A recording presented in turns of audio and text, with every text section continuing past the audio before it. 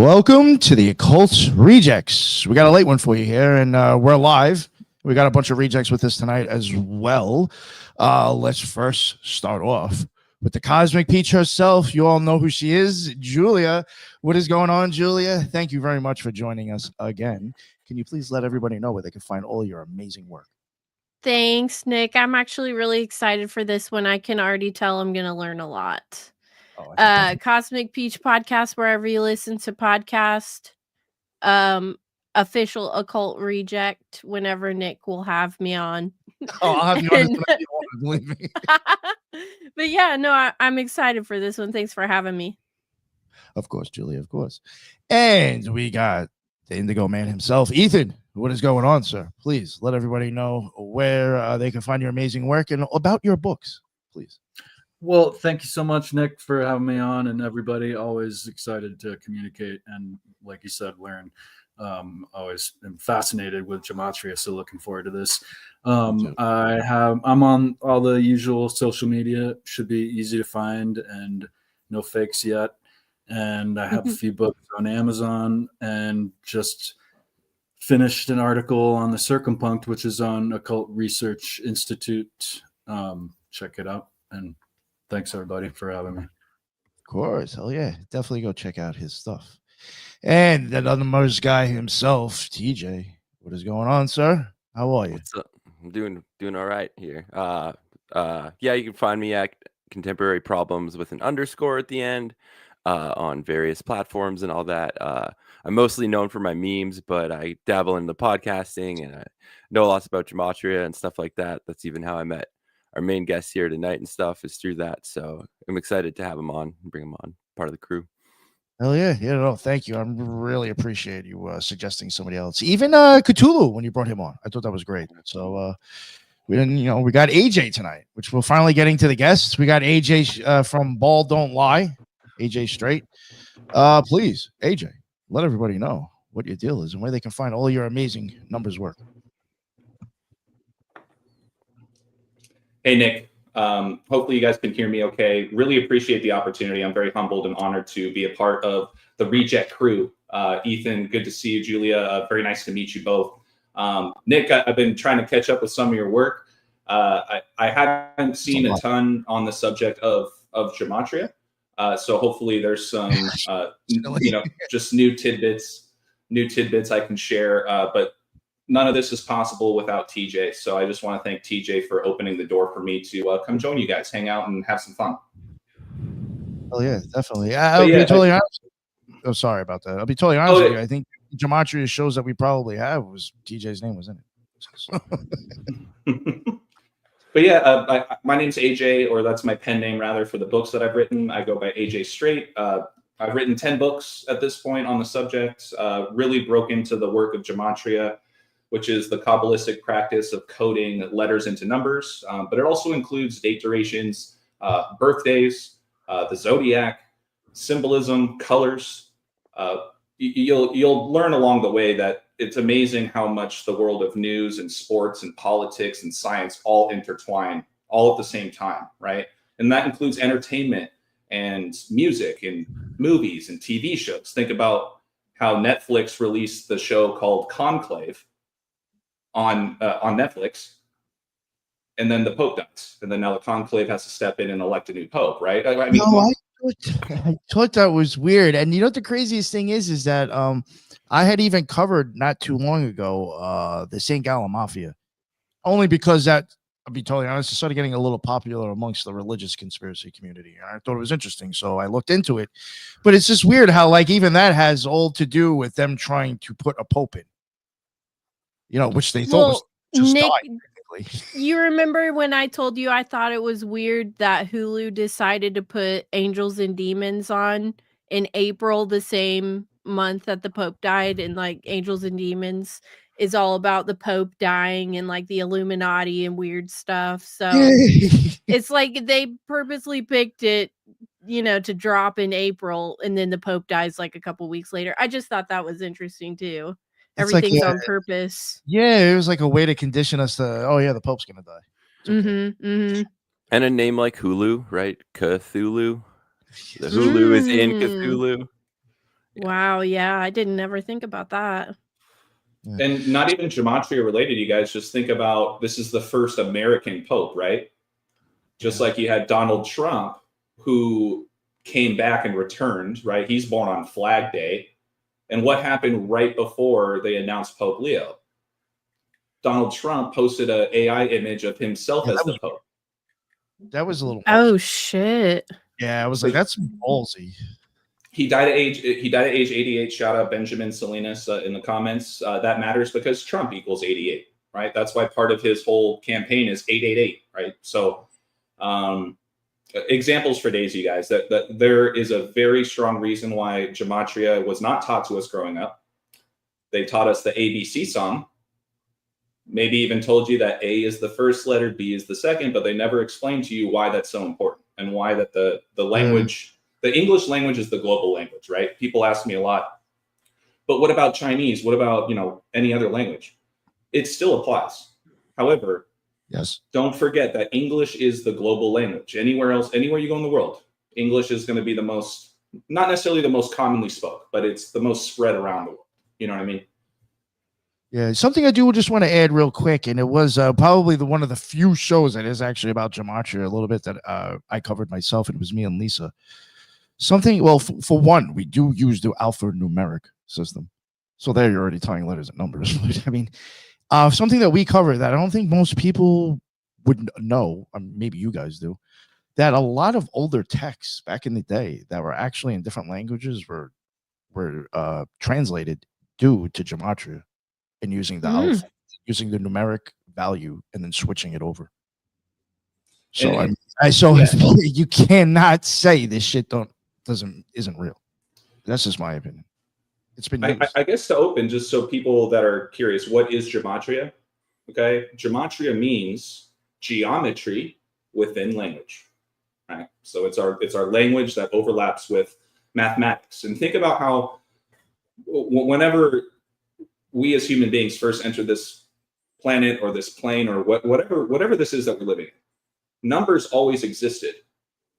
There were always 2 trees. There were always 10 pigs. It was just a matter of, putting a label on it, putting a number on it, right? So just think about how beautiful that is. God, the great mathematician, the grand creator, right? Yeah, Mon says Matthew. There's a reason why there's a book in the Bible called Matthew, and I have something to reference to that. Shout out to you, Nick, with just looking at your website. If you don't mind, maybe we'll start there. Sure. I'm going to share my screen with just a couple of slides I put together here. Find it. Shoot. Just You're good. Got all these people commenting. They're not even on my channel. I can't even comment back. I said Benjamin. I see him all the time on my show. He's a fan of yours? I believe so. Yeah. So since I was able to connect my channel here too, I'm sure some folks that followed me might be tuning in as well. Yeah, so that Shout out to Coffee Girl. Yeah, I saw that. I wanted to type back coffee and weed, my favorite, but she wouldn't see it because it's on my side. Okay, I just requested my screen share. Let me know if you guys can see it. Oh yeah. Yeah. Okay, perfect. So once again, quick introduction of myself. This is just screenshots of all my books that I've written. You guys can find me on YouTube, where I'm streaming from right now. I'm also on Instagram at BALLDONT with 3 L's instead of 2. I also have a Patreon and a Winnable page. That's for people that like to take advantage of this knowledge when it comes to the world of sports betting. And I have an example or two I can share with you guys with that. But I also have a weekly standing podcast on Tuesday nights at 9:00 Central Time with who I call the Godfather. His name's Rambo. He's known as the Truth Codes. He's got his own Patreon thing going as well, but a brilliant mind. So if you guys are ever bored on a Tuesday night, come tune in with us there. But Nick, what I wanted to point out here is from your website, the ORI team, it really hit me that, this is towards the top where you quoted Alan Watts that says, by replacing fear of the unknown with curiosity, we open ourselves up to an infinite stream of possibility. We can let fear rule our lives, or we can become childlike with curiosity, pushing our boundaries, leaping out of our comfort zones, and accepting what life puts before us. Whew. As soon as I saw that, it takes me back to one of my most favorite Bible quotes. I'll be the first to say I'm no Bible thumper, but in my line of work and what I focus on and look at, the Bible is huge. Oh yeah. So think about Matthew 18:3 states that, truly I tell you, unless you turn and become like children, you will never enter the kingdom of heaven. And I think that that's just something that we all struggle with as, occult rejects. We're ones leaning into the hidden knowledge. Most people are not willing to do that because it's uncomfortable and because they don't want to humble themselves, right? They're brought up in a certain way. And it's very humbling to kind of reprogram yourself, right, as you're older, and really break down everything that you were taught growing up as a child, right? And I don't want to hijack the whole podcast, but I did put a couple slides here together just to kind of kick us off. Go for it. It's your time, man. It's your time to shine. Go for it. So I appreciate it, Nick. Yeah, of course. In the latest news in basketball, right? TJ and I are big ballers, right? We enjoy basketball a lot. Like we talked about offline, really what broke me into this work was the death of Kobe Bryant back in 2020, or the reported death, if you will. Whether or not he's actually dead, that's not really where I'm going with it, but that's what the news tells us.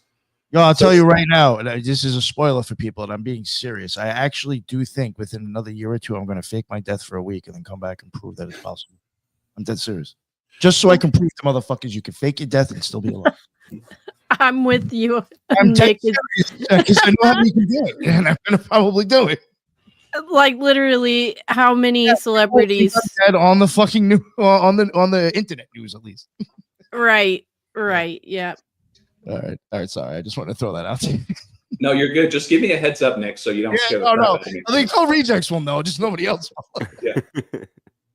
So, I mean, in the latest news, right? So I'm very new to the YouTube space. I was locked out of my Instagram page for about 2 months, which really just kind of forced my hand to start taking my content to another platform. And it's been a little uncomfortable. I had no idea how much really goes into live streaming and creating content on YouTube, as opposed to making some images or whatever. But the first video I ever did about a month ago was called Love is in the Air. And it was talking about my alma mater, Arizona, playing against Duke and Cooper Flagg. So if you guys aren't familiar with Cooper Flagg, he is the projected #1 overall pick in this year's upcoming NBA draft. Cooper Flagg. Trump. I'm sorry. I'm like laughing looking at that picture of Trump. Yeah, well, yeah, because I added that because don't forget, you guys, Donald Trump returned, right? Donald Trump returned, and he's born on Flag Day. If you guys didn't know that. And so you have Cooper Flagg, and then, by the way, let's go back to the Super Bowl for a second. Who won the Super Bowl? The Philadelphia Eagles, right? Pop quiz. What is the nickname for Philadelphia? The city of brotherly love, right? Brotherly love, yeah. So you have the city of brotherly love win the championship this year, or the Super Bowl. If you guys watch that Super Bowl, I actually have one of my shorts on YouTube. I did a live stream the night before the Super Bowl, and I was talking about a player named Cooper DeJean. He's a defensive player for the Eagles. And sure enough, he had a pick six right before the Super Bowl halftime show. Okay? Cooper DeJean of Philadelphia. You have Cooper Flagg. Donald Trump, he was the first president to ever actually show face at a Super Bowl this last year, just so you guys know. Just think about the matchup, right? The commander-in-chiefs, the Kansas City Chiefs, the commander-in-chiefs, the president, right? Playing against Philadelphia, the city of brotherly love. But Philadelphia is also home of the U.S. flag. That's where the flag was sewn first, at 239 Arch Street in Philadelphia. So point is, I'll be the first to say humbly, I really liked the idea or the projection of Cooper Flagg potentially either being drafted by the Washington Wizards, right? Washington, or Philadelphia. That didn't happen. He ended up in Dallas. And it's crazy because they had a 1.8% chance of getting the #1 pick. And it happened. By the way, ritual equals 81 and 18. But Think about that. Dallas plays right down the street from Dallas Love Field. So now you have, with all these flag connections and all of the air connections that I've been on for a while now, and the Love connections, of course, Cooper Flag ends up playing in the American Airlines Center. American flag, you guys get it? See what I'm saying? Oh. And so just notice that Duke, like this is a color example. Duke has the same colors as the Mavericks. For those of you guys that don't know, in the NBA this year, the biggest news story was Luka Doncic being traded from Dallas, going to the Lakers. And I have a whole book, one of my latest books. It's the one called "They're After Me." We can dive into that in a little bit. But I touch on Luka a lot in that book, and this is way before the Luka news. But Luka means light, right? In other words, Luka has the connection to the star. The star is light, right?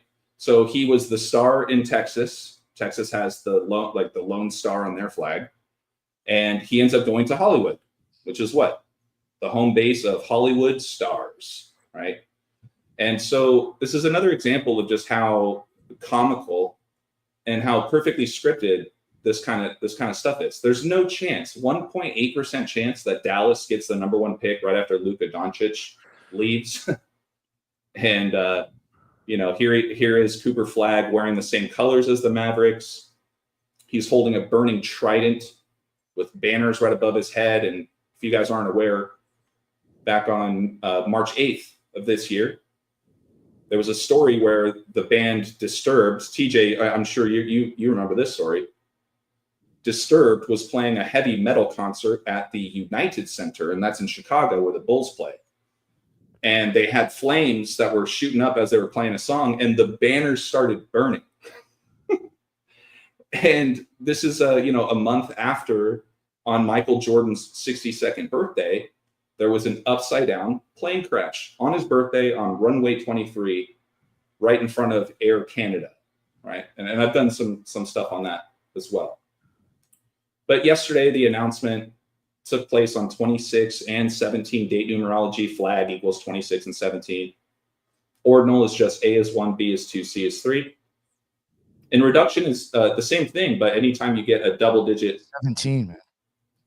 Yeah, so like for reduction, once you get to, J, for example, J is the 10th letter. Anyways, but once you get to the double digits, you just reduce it back to a single digit by adding the two together. So flag equals 2617, perfect day for the announcement of Cooper Flag essentially going to Dallas. But look at this, you guys. Look at this. When you measure from Cooper Flag's actual birthday, 2006, to the date that Donald Trump returned, right? His second inauguration. The same one where he didn't put his hand on the Bible this time. And now he's selling his own Bibles, but he didn't put his hand on the Bible. But in Sumerian, all that is A is 6, B is 12. So it's the same alphabetic order, but you multiply every value by 6. What are the odds that first pick equals 666? So does Blue Devils, that's the team that Cooper Flag played for. So does Cooper DeJean, who I was just talking about. Cooper DeJean, who had that pick 6 for Philadelphia right before the Super Bowl halftime show. Then you had Sam Jackson show up during the halftime show, dress up as Uncle Sam. Get this. Who created the image of Uncle Sam? I Want You, right? Yeah. James Montgomery Flag, spelt with 2 G's, and Sam Jackson has the same freaking birthday as Cooper Flag. So that's a whole other thing. But so this whole 666 connection, and then I guess to wrap up kind of the opener here, I'm going to give you guys an example of what I do on my Patreon and my Winnable pages for people that want to lean in and try to take advantage where they can of sports betting. So just last week, right, we had the news of Pope Leo, the first American Pope, be announced by the conclave. You and we were just talking about how Netflix released that show called Conclave shortly before the death of Pope Francis. And then now you have enter Pope Leo. By the way, the middle name, this guy's name isn't Pope Leo. Pope Francis, his name isn't Francis. It's Jorge Mario Bergoglio. Yeah. You know, I wonder. I don't know if a lot of people. I mean, I'm sure Catholics and Christians do, but you know, people who aren't into that religion, those aren't their real names. That's the name they take when they become a pope. They have another name prior to that. Yeah, Some exactly. people I actually think don't know, so I'm just mentioning. yeah, exactly. I think most people, surprisingly, will think Pope Leo. Oh, his name is Leo. No, it's not. His name is Robert Prevost. His middle name though is Francis. See what I'm saying? His middle name is Francis, and now he just took over for Pope Francis. But anyways, my point here is that so what I pointed out on my Winnable page, and I send this stuff out to my patrons and my followers before the game, and I put out my predictions. If you guys don't know anything about baseball right now, the White Sox are awful. They are terrible, which means any game you bet on them, they're going to have value for the most part. But what I point out here is, as I say, on the first full day of Pope Leo, the 14th, being the world's newest pope, who is from Chicago. He's been seen at White Sox games, you know, back in 2005 during the World Series. I pointed out, I said, hey, what are the odds that, you know, the White Sox, Pope Leo's hometown, pick up their 11th win of the season when Pope equals 11? And by doing so, the White Sox would stay on 11 home losses. Think about once the conclave stepped in to start voting for the new pope. The first day, there was black smoke that was released from the Vatican. And then the next day, it was white smoke, which told the world that they've selected a new pope. So think about black and white. Think about the White Sox, black and white, right? So to me, it was way less even about the numbers, even though it fell right there. But, you know, it's very house storybook, right? For the White Sox, where Pope Leo is a White Sox fan, to, you know, kick off the first full day of him being Pope with a win. See what I'm saying? So I'll take a pause or a breather there if you guys have questions or if you guys want to add on to anything else. But this is just kind of what I put together to kick it off. Real quick, I just want to add for the people that might be listening right now, for some reason this thing was put under as it was okay for kids, and that's why there was no live chat. I just fixed it because somebody did hit me up saying, why isn't the live chat? So if people are watching now, you can actually add. The chat is there. I'm just retarded, sorry. All right, go ahead. Does anybody has any questions? So how does this all, because I'm like learning still, and this will probably sound stupid, but how does this connect with the zodiac? Like, are you talking like Leo, Sagittarius, or are you talking like Chinese zodiac? How do they, like, what's the relationship? Great question, Julia. First, I'll say I am no expert when it comes to the zodiac. I'm learning a lot and always learning more every day. But what I am learning too is that the zodiac is perfectly sitting above us, right? Which is why we all have our own signs and how powerful the zodiac is, in line with the calendar that they've created for us. But to your point about Pope Leo, think about this, you guys. Who is another really big name in Chicago besides Pope Leo now? And I'll just answer it. Barack Obama, right? The first black president, right? From Chicago, as they tell us. Well, he produced a movie last year, right? Mm-hmm. Called Leave the World Behind. You guys remember that? Yeah. Did you guys watch that movie by chance? I haven't gotten to yet. Nick, did you watch it? Yeah, it was weird. It was definitely weird. It was weird, right? It was kind of slow. It was weird. But Nick, so you watched it. You remember the scene when the ship crashes on shore? Yes. Do you remember what the name of that ship was called? No, I don't actually. The White Lion. Oh, okay. The White Lion. So we were just talking about the white smoke, the White Sox. Okay. But why lion? Why does lion matter? Well, Leo, according to the zodiac, is the lion. And the lion represents the sun. What else did we have recently? We had the death of, what's his name? James Earl Jones. James Earl Jones dies. He's the voice of Mufasa. And then you have the movie Mufasa come out right after that. Shut up. That's dope as fuck. I wouldn't have put that together. Yeah. He was also in a movie called The Sandlot. So if you guys if you guys remember that movie, well, what were the two teams that were referenced in that particular movie? There were two. He was a former player that played with Babe Ruth with the Yankees, right? Mm-hmm. And the kid loses the ball signed by Babe Ruth and all that. Mm-hmm. But the other team is the Dodgers, right? Benny the Jet Rodriguez ends up on the Dodgers. So why does that matter? Who was in the World Series last year? The Dodgers and the Yankees. Oh my God, are you serious? This is what I'm talking about. Another thing about I don't every keep year. up with sports, so that's interesting to me. Yeah. That's well, yeah, awesome. yeah. So Sippinen says, wasn't he Darth Vader? Yes, he was. Yes, he was. His death was huge. Also, I don't know if it has anything to do with it with the symbology, but I mean, I know the word Yankee is the word Janus in Dutch is in there somewhere. Like I know that. Like if you play off that word, you know, there's in my opinion Janus symbolism in that word Yankee. Mm-hmm. I don't know if that. Yeah. So Julie, I apologize if maybe that answer didn't kind of really hit your question on the head. But I'll say that I'm learning more and more every day about how important the zodiac is when it comes to just everything else that I'm learning. Right. So Rambo, who I was talking about earlier, I'll share with him some number alignments and I'll go, dude, look at this. And then he goes, that's perfect because right now is Virgo or whatever. And then it just like, it makes it so perfect. Because so I'm sure you're familiar with this guy. I don't know. Like, I'm not going to say one thing or the other because I've heard a lot of mixed reviews on him, but it's Gary, the numbers guy or whatever. He was on Tinfoil Hat one time or something. Never heard of him.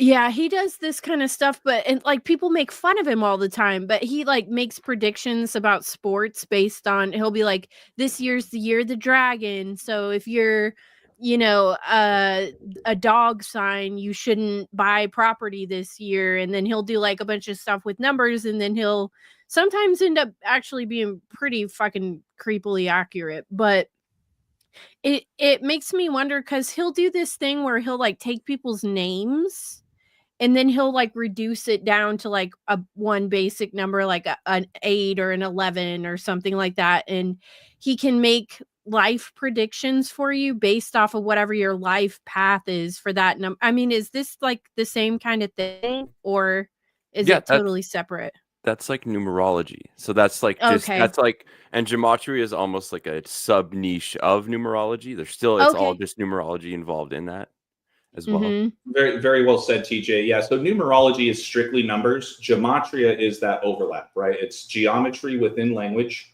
And it's that beautiful intersect of how our language, the words that we're speaking right now to communicate. Think about how powerful that is.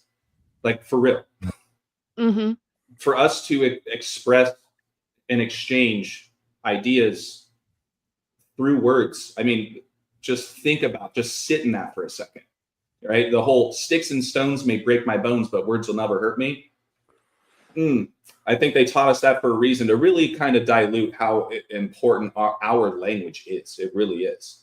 And for people to just think, oh, A, B, C, D, E, F, G. Well, why is it in that order? Oh, because it's catchy. Okay, but there's a million other ways that this alphabet could have been arranged and it could still be catchy. But when you really start looking at example after example after example, it's like, how is it so perfect every day? You have every day something in the news. You'll have a main name, and then I'll take that name, I'll punch it into the calculator, and all of a sudden their name matches up perfectly with either the way the date is written or the date numerology. But Kobe Bryant, for example, Kobe Bryant in Pythagorean equals 41. He died at age 41. The 13th prime number. Why does that matter? Well, LA equals 41 and 13. Who else was on that helicopter with Kobe? His daughter. How old was his daughter? 13. Perfect. He walked off the court in his final game with 4.1 seconds left on the clock. He took his last shot over number 41, Trey Lyles. You guys, he scored 60 points in his final game. The rest of his team scored 41. See what I'm saying? So 41's been around Kobe forever. And of course he exits the world stage at 41. And he even said for years that he wanted to die young so he can be immortalized. But then he's also a churchgoer, but he also has a 666 workout plan. Right? And we were talking about that. just boggles my Yeah, mind that I had never heard of that before. That is crazy. You guys want to hear another one? Yeah. You guys remember? You guys remember when LeBron James left Cleveland in the world of the NBA? Remember how big of a deal that was? I This- was living in Cleveland at the time. Oh, you Everybody was were. losing their fucking shit. Yeah. Yeah, I'm sure you saw a lot of jerseys being burned, huh? Yeah, my brother. Oh, he did it too? So let's talk about LeBron James for a second, you guys. So LeBron James, where's he from? Cleveland. Cleveland, right? And of course, how storybook. He gets drafted by his hometown, Cleveland. What was the very first game he played? What was the team he played against? Ooh. The Sacramento Kings. King James, Ooh. now entering the NBA for his very first time as an 18-year-old kid. You mean to tell me he's playing against the frickin' Kings?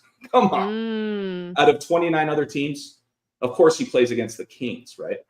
Well, so Cleveland, right? What's their mascot? The Cavaliers, right? Oh. Yeah, I was gonna say, don't say the Browns. Gross. They're the Cavaliers. Now, who were the Cavaliers when we think about history? The Cavaliers served King Charles, who was the son of the real King James. Okay? Hence LeBron King James, who played his first game ever against the Kings. Okay? Follow me? So LeBron left Cleveland, right? And then he went to the Heat and everyone hated him. And then he comes back, right? The whole return theme. And then everyone loves him again. He's coming back to his hometown. And then who did he end up playing against for 4 straight finals? Well, the Golden State Warriors. Steph Curry has an incredible connection with LeBron James. And he's perfectly knitted with Kobe and Michael Jordan. I'll just tell you that right now. But let's stay on track. So LeBron comes back.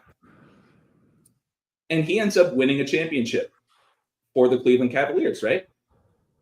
That was the same year that Donald Trump was elected. That was the same year that the Chicago Cubs, after a 108-year drought, defeated the Cleveland Indians in Game 7.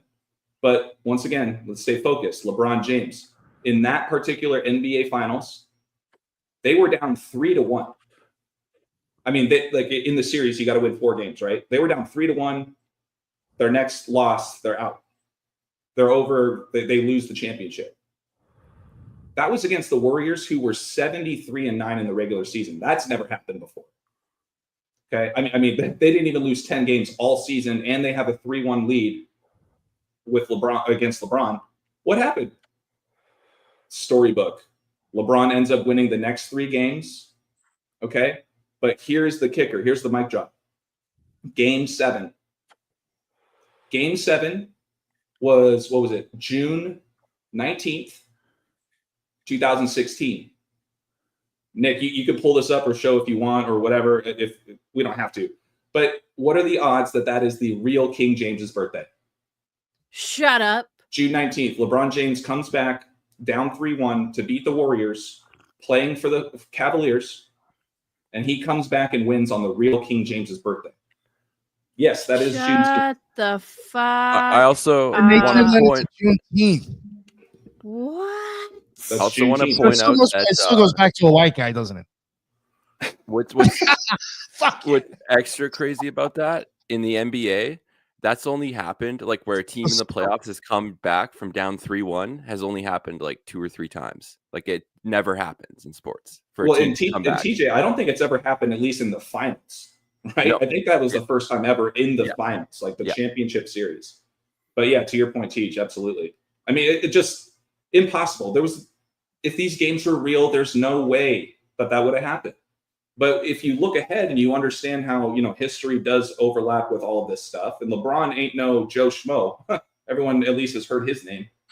If you know that, they're down 3-1. The odds on Cleveland winning are slim to none, meaning you could bet on them to win the next 3 games, every single game, and you're going to make a lot of money.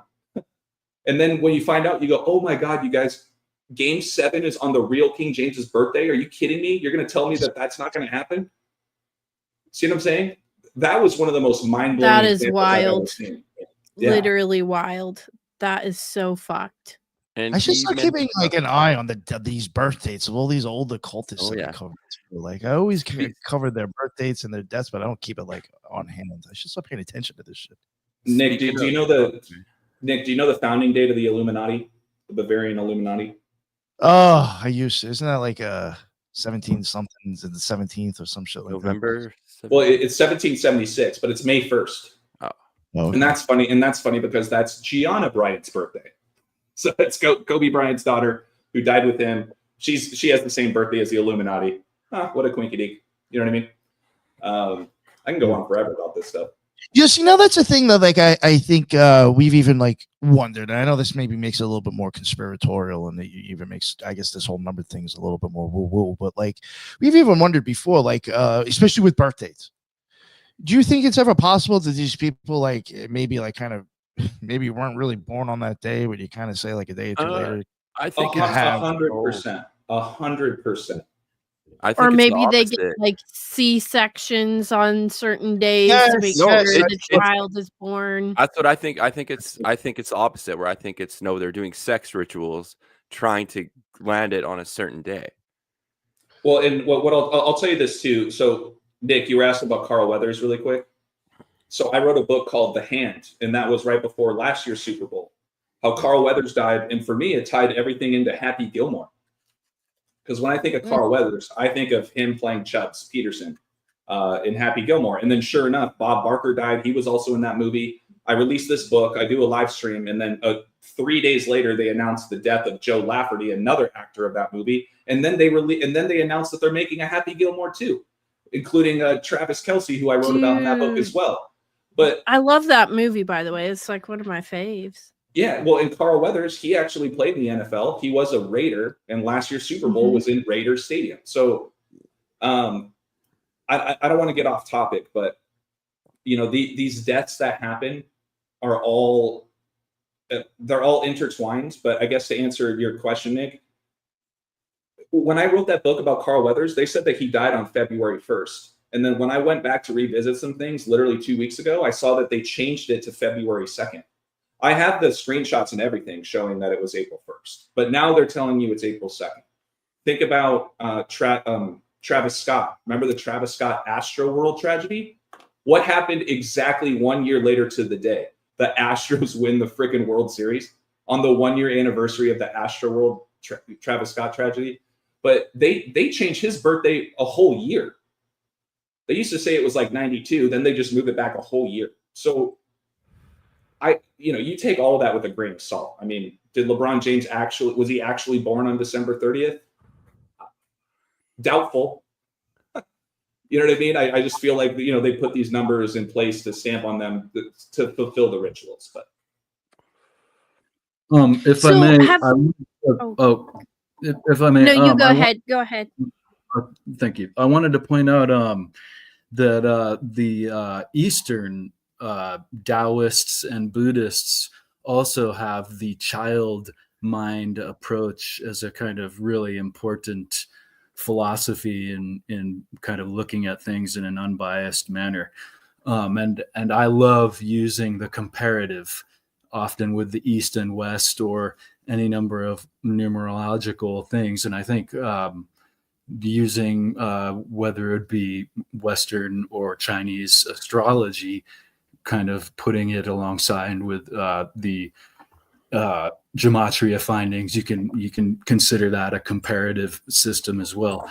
And to that, I was thinking earlier today about I'm obsessed with 4, and I was thinking about a set of 4 as applied to gematria, which this set of 4 is from the Zohar, which is also esoteric, Kabbalic, kind of probably has a lot of numerology and gematria in it that is obscure or subtle. But this idea of the 4 pards or the 4 modes to paradise is said to be applied to different biblical lessons or stories. But I think if it's considered an application to gematria, it really kind of puts almost columns to the different ways we might interpret things or use these comparative ideas. The 4 modes to paradise are literal and allegorical and comparative, of course, and secretive. So any number of things could kind of fall into these 4 ways to add on or interpret number systems. So I just wanted to share that because I found it kind of an interesting way to kind of add interpretation levels. Yeah. Oh, and sorry, go ahead.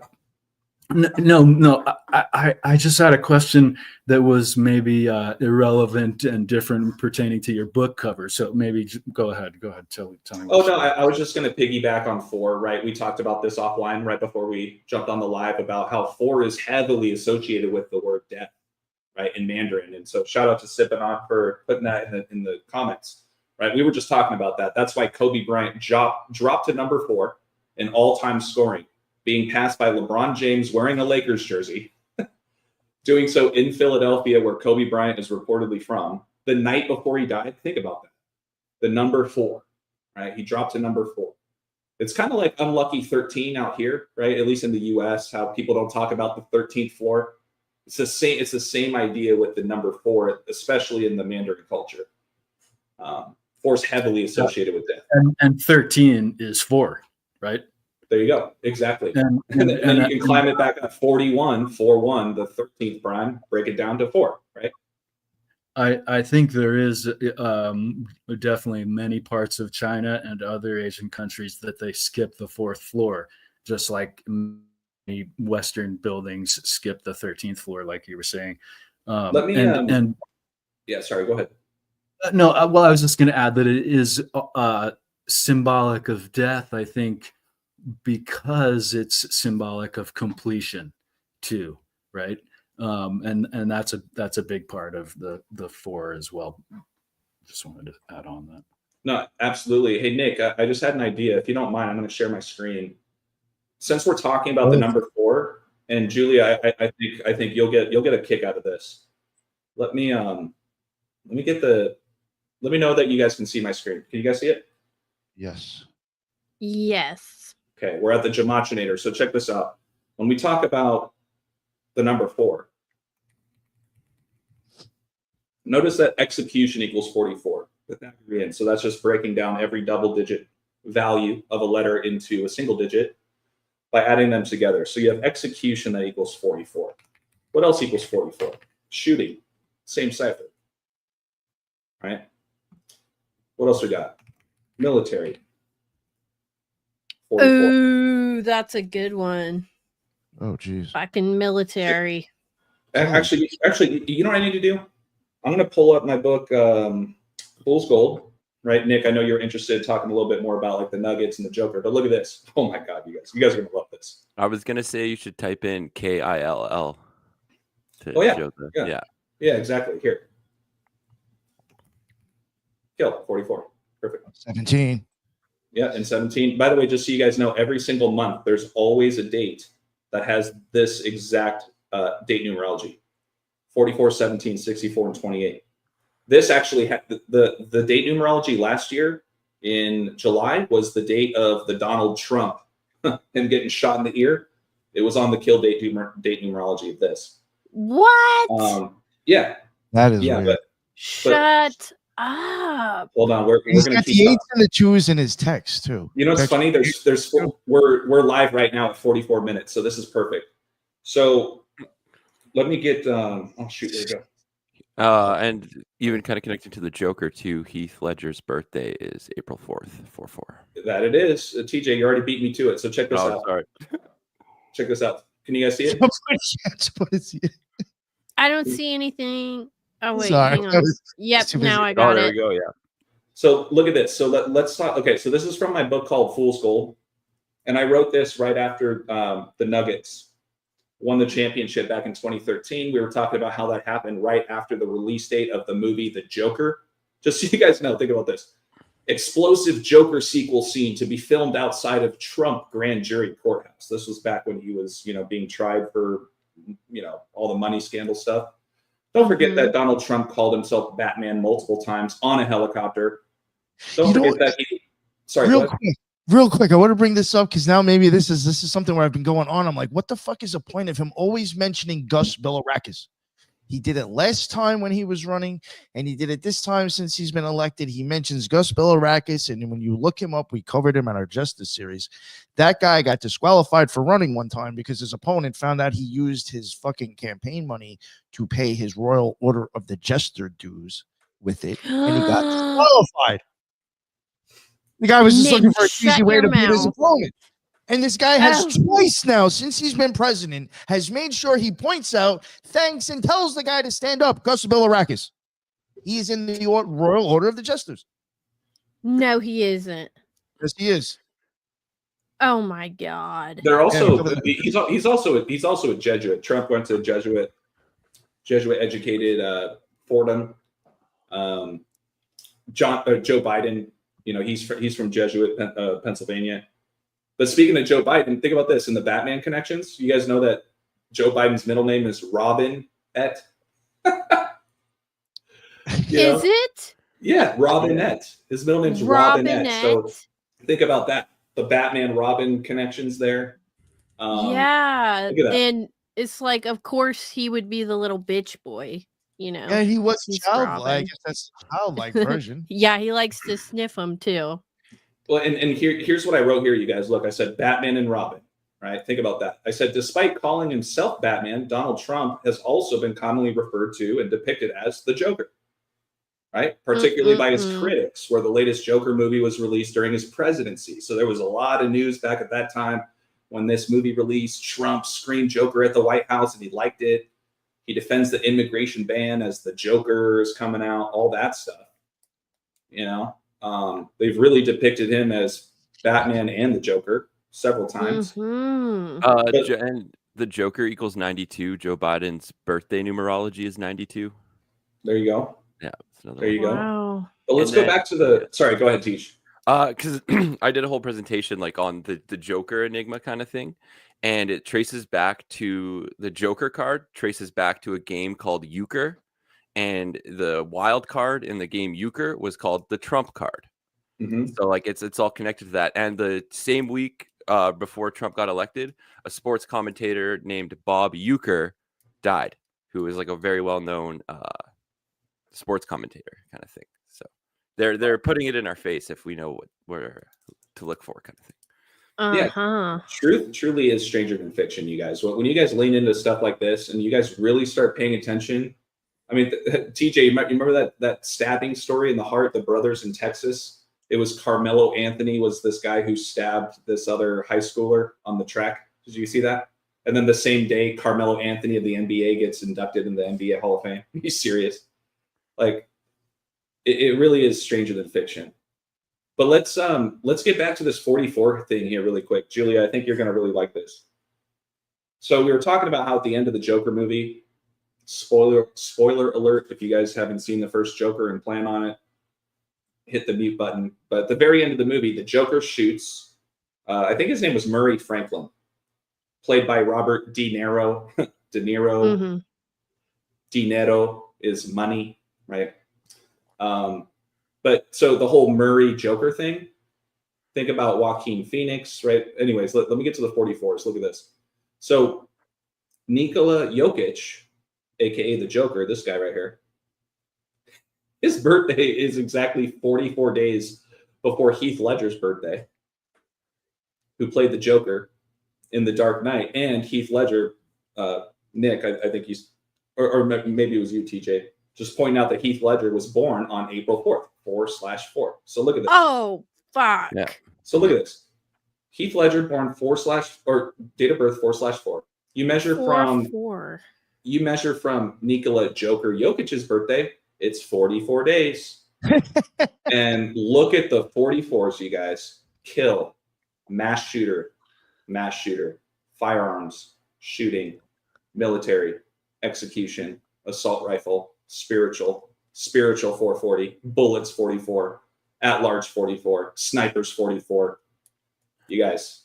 Oh my God. Can I It's just 44 point out that Orwell started 1984 on with the character saying it was a bright, cold day in April, and it is April 4th that he starts it on. Of course. Wait, Easy. Ethan, what was that? The book by Orwell, 1984. Uh-huh. It begins, I believe, or at least it's one of the main sentences. It was a bright, cold day in April, and it's April 4th. Yeah. Oh shit. So all of this is like on purpose. Like dates, words, it's all like a big spell. Yeah, it's like Kind of. fabricating reality. Yeah, Well, yeah. yeah. Wow, that is so crazy to me. Because I know, obviously, as a conspiracy theorist myself, that numbers matter and they are significant. But like I said, I never have gotten like into gematria enough to like educate myself about how crazy the synchronicities are. Well, It Julia, makes me- once you, so sorry, really quick, just once you lean Yeah. into the basics, A is 1, B is 2, C is 3, utilize a tool like the Gematrinator, just start playing around with it. You'll get more familiar with it. And literally every single day, whether it's sports, news, politics, science, doesn't matter, they're releasing these types of stories on the days that they are.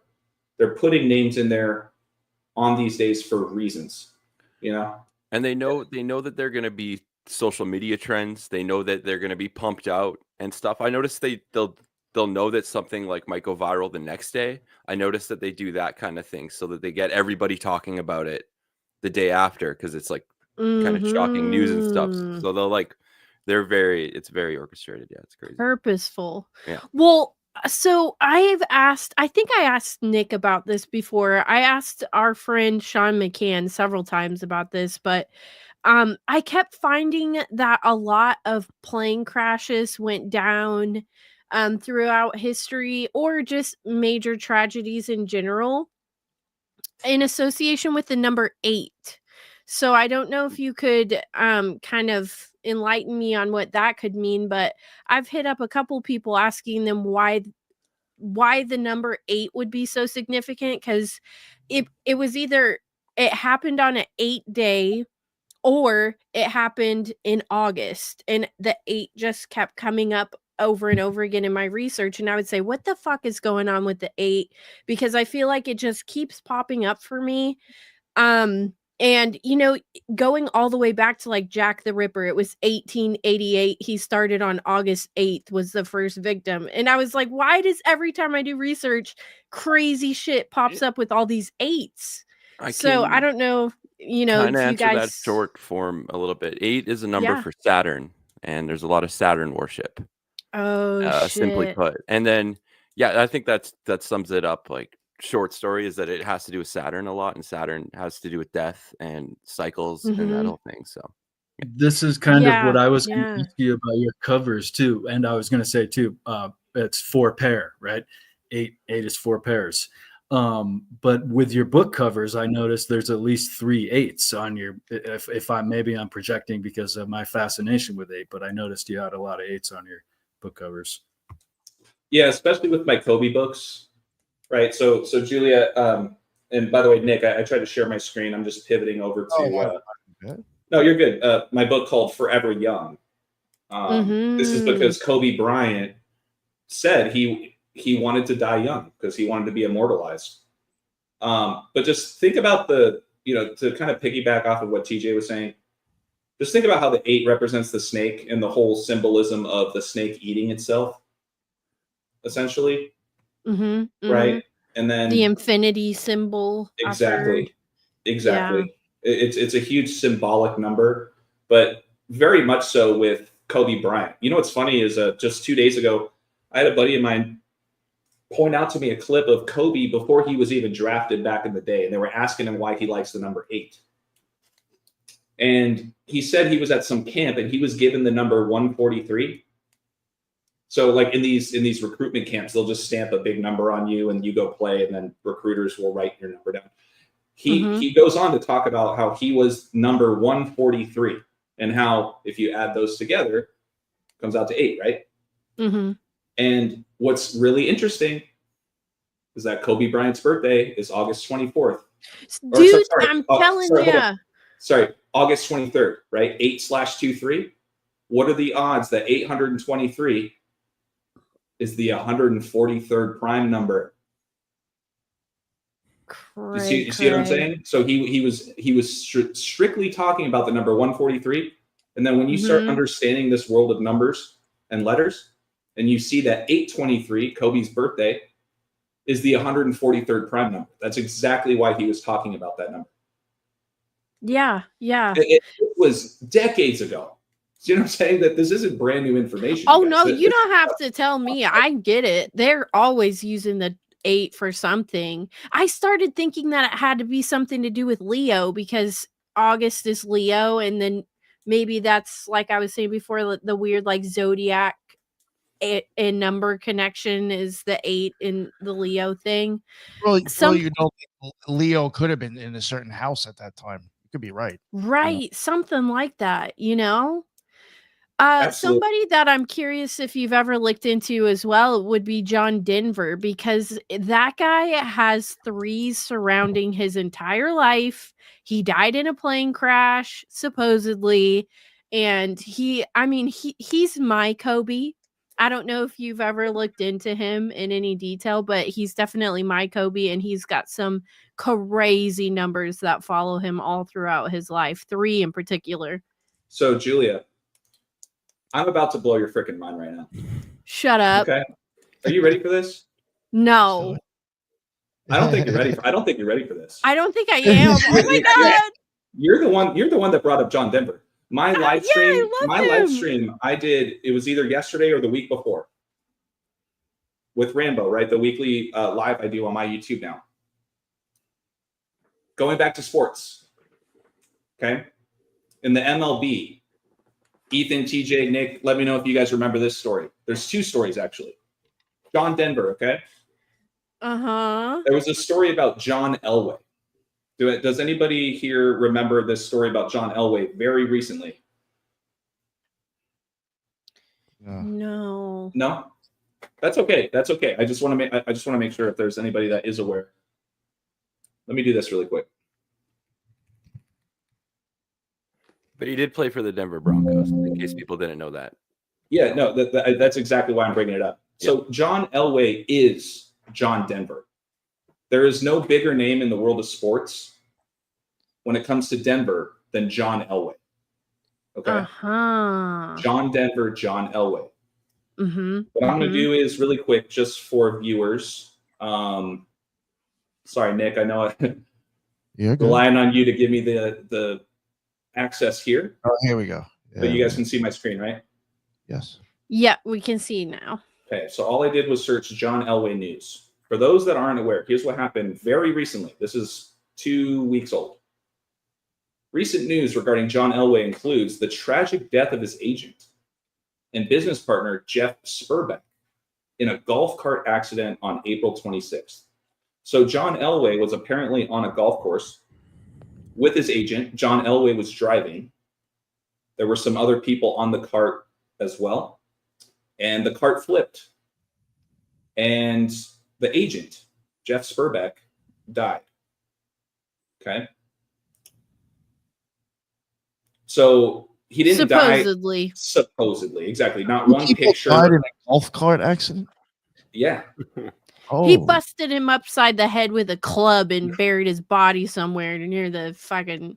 I would hope that's like a 100-foot cliff they drove off of for that to happen. I think it's safe to say whatever did happen, it's not what they're telling us. Okay. Yeah, right. Yeah. At least we can agree on that. So they're probably found in the sand pit too. So exactly. Let's see here. Hold on. Yeah. So it's all over the news, you guys. So John Elway was driving this car. His ex-agent dies. But please go back and watch my live stream with Rambo this past week and the week after, because we talk in great detail about John Denver specifically. Here's why. There was that news. And then we have fan falls from stands during Pirates Galen. So this was on the anniversary of the Church of Satan, by the way, founded on April 30th. But look at this. Damn. A Pittsburgh Pirates fan fell from the bleachers onto the field during a game against the Chicago Cubs. The fan, later identified as 20-year-old Kavan Markwood, suffered a serious injury, including a brain injury. All right. You ready for the mic drop, Julia? Yeah. I just saw it already. Shoot. I saw it too. Oh my god. Hold on. Can you guys see my screen? You got it. Kind of. It's got Okay, hold like on. Let me get it back. Let me get it back. Hold on. Look at this. Yeah, I think the way you had the photo open, it wasn't showing correctly. Look at this, you guys. Look at this. I already got the song in my head. Yeah. Yeah. Here we go. Look. Here we go. He fell right in front of this sign. my Country God. roads take me home. Country roads take me home. Oh Look, my it was god. right in front of Country Roads Take Me Home. So we were talking all about how the John Elway story falls right in line with this story. Okay. Wow. And Holy shit. Did I say any gematria yet? No. No, actually, no. No. But still the sign. It's like, what the fuck? Mm-hmm. That's what I'm talking about. It's not all just gematria and numbers. I mean, what I'm learning is that when you focus on this very in your face, so simple stuff, the numbers always follow, right, TJ? Every time. When you already see the connections, you know that when you start diving into the numbers, that it's going to line up every time. But look So at the numbers are gonna probably blow my mind even more, I'm guessing, right? well, what I touched on in that live with Rambo was I took a look at the name of the fan, okay? Mm. And I punched it into gematria because immediately I was thinking of the Pirates. They have the skull and bones symbolism. Mm-hmm. I don't know if you're familiar with the skull and bones. Yes, I am. Yeah, so they're established in Yale University. That's why Mhm. on March 22nd, 322, the number of skull and bones last year, Yale upset the Tigers on 322, while Yale was 322 years old during March Madness last year. Woo! But That is crazy. my point is the name of the fan in 2 of the 4 base ciphers of gematria matches skull and bones. 322. Well, not the number 322, but it overlaps 149 and 202. So the fan's name is 149-202, just like skull and bones. And it happened in Pittsburgh, Pirates. Mm-hmm. Right? Think about the snake. We're in the year of the snake. Snake pit, Pittsburgh, right? So Pittsburgh, yeah. yeah. But yeah, no. So since you were asking about John Denver, I thought this was a good opportunity to really share with you. This is very recent news, by the way. This was like last week. It's almost as if like, and I did not know you covered that, but it just popped into my head to ask you if you had looked into him at all, because the episode I did on him, it was like threes were just like shooting out, and I can't even remember. Do you remember what day he died on? That might be significant. I think it was like July, maybe. Let me take a look. John Denver death date. Supposedly, right? Yeah, Just like Kobe. Yeah, his reported death is October 12th, 97. October. Wow, I was way off. October what? October 12th. 112 So there's a in 3, numerology. right? 12, 1 and 2 is 3. There's another 3, right? Yes, Yep. it's 20. You know, I just thought of this. So when you think of October 12th, Oh, somebody said he died on Crowley's birthday. did he? Think about that. Oh, that's right. Yes, he did. Yep. Mm-hmm. I'm telling you, John Denver is a candy store of conspiracy when you really get into him. I'm going to give you guys the first time I simplest heard that example. was from you, Julie. I think you might have told me that like years ago. About John Denver? Yeah. Yeah, dude, I tell everybody I can that how weird he was. And like, I actually just met a guy recently said that John was actually transgender, that he was actually Joan Denver.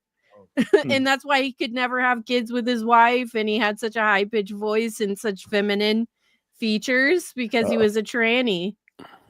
He's taking some So stuff. speaking of 10/12, right? October 12th, 10/12. In numerology, the 0 means nothing. So you can just slash it out. So 10/12 is equivalent to 112 Oh, or I've seen 112, right? things. So Julia, this is how simple it is sometimes. Simplest cipher: A is 1, B is 2, C is 3. Mathematics equals 112. Why would you think I'm emphasizing that mathematics equals 112? It's right in front of your face. Yeah, Just 1 think plus about 1 it. is 2. There you go. Exactly. What else is 112? Catholicism.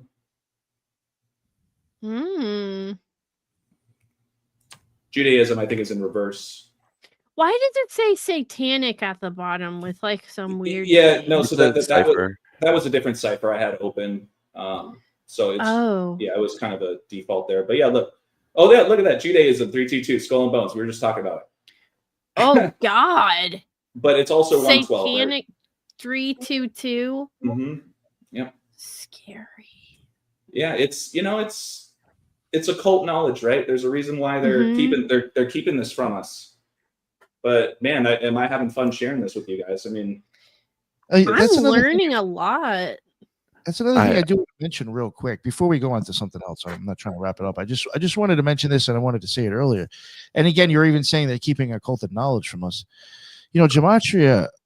There's different ways of even doing that, to where it's like the first letter of every word in a sentence starts to mean something, or even the first and last letter of a word. And the reason why you're like, what is all these things coming from? It's because somebody designed it like that. It's not like, oh, like somebody just like found some stuff on a piece of paper and said, oh, you know, this is what gematria is, and we're just gonna run with this, and it's just silly stuff, and we're just mind fucking ourselves. No, this stuff was designed like this for a reason. You know, it was to keep shit hidden. But do you think it's like the chicken or the egg though? Because it's yeah, that's what I think. I think some might work out where it's, I guess, the chicken, but then the egg, I think, is when people do it on purpose. Well, yeah, I mean, but it almost makes you wonder with the chicken or the egg thing if certain words and our alphabet weren't designed to correspond with the energy of that specific number.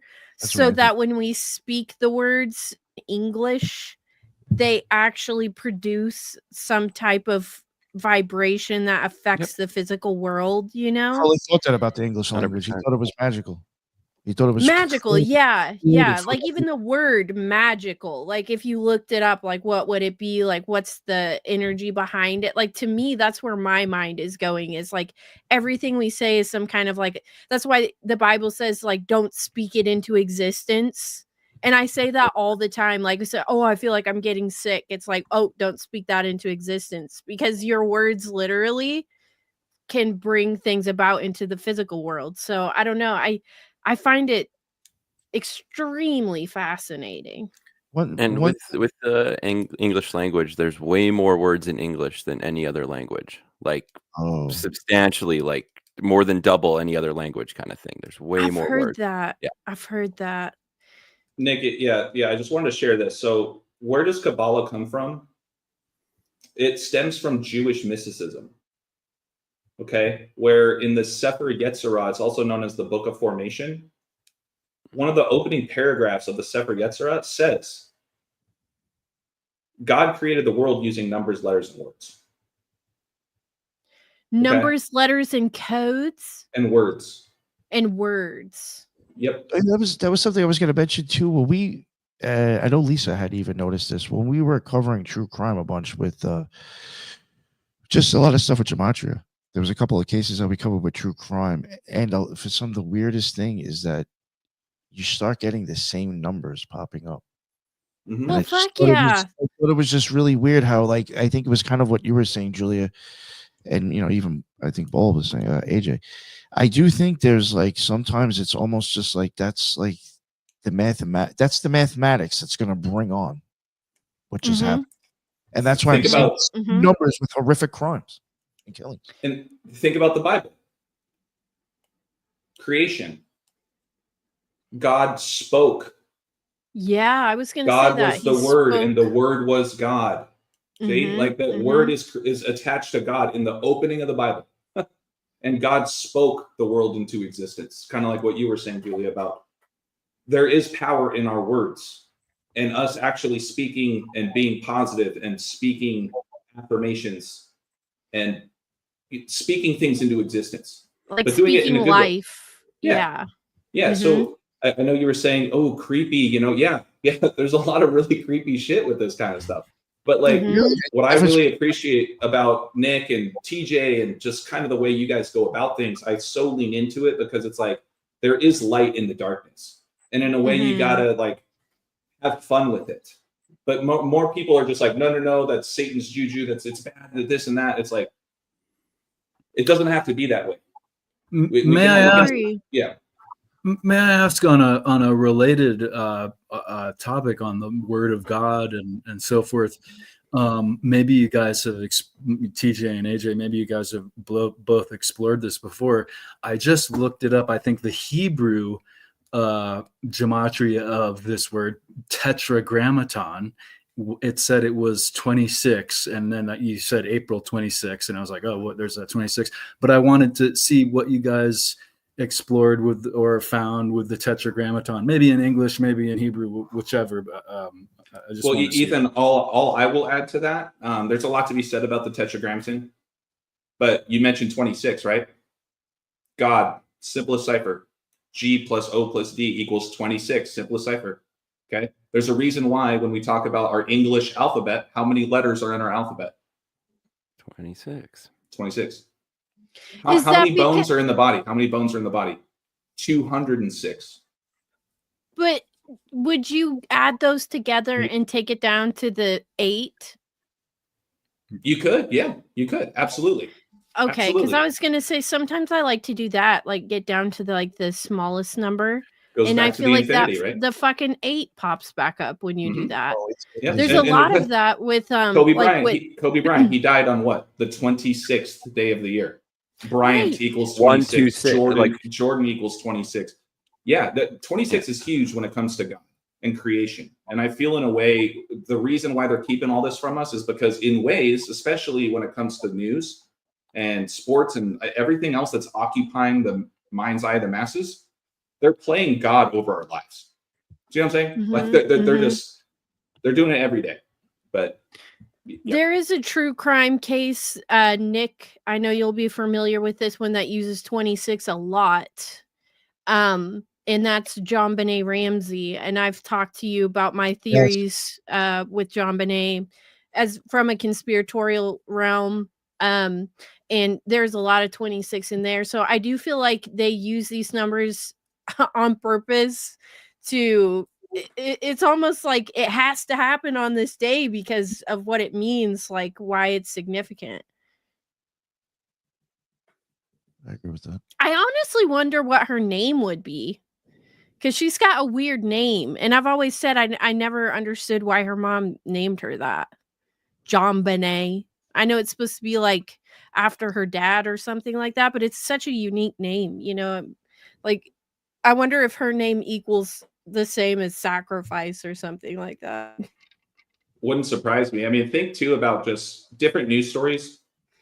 Sometimes, let's say there's a shooting in the news or something. A lot of times they'll put the shooter's name out there first and last, but then sometimes they'll put the full name first, middle, and last. Sometimes they'll put the middle initial. A lot of times, I'll tell you this, when they put quotation marks in a headline, they're telling you, look at this phrase, look at this word, right? When they're quoting it out especially on the headline, you'd be amazed. Like that is a really low key way of them telling you, we're releasing this at this time for this reason. Go find it. Or it's like, why do they use certain serial killers' middle names but not other ones, like Ted Bundy, Jeffrey Dahmer? But then you get like a lot of them, John Wayne Gacy. Why does he get his middle name? You almost wonder, like, why are some having the middle name and some are not? Why are some names shortened? Because his name was Theodore Bundy, but they called him Ted. And like there is just a lot with fucking nicknames. Do you think when you get married, it alters, and you change your last name, it alters like your life path? Because I've heard that. Perhaps. Yeah, it does change a bit for sure. Like it would. You're numerically now connected to something a little different.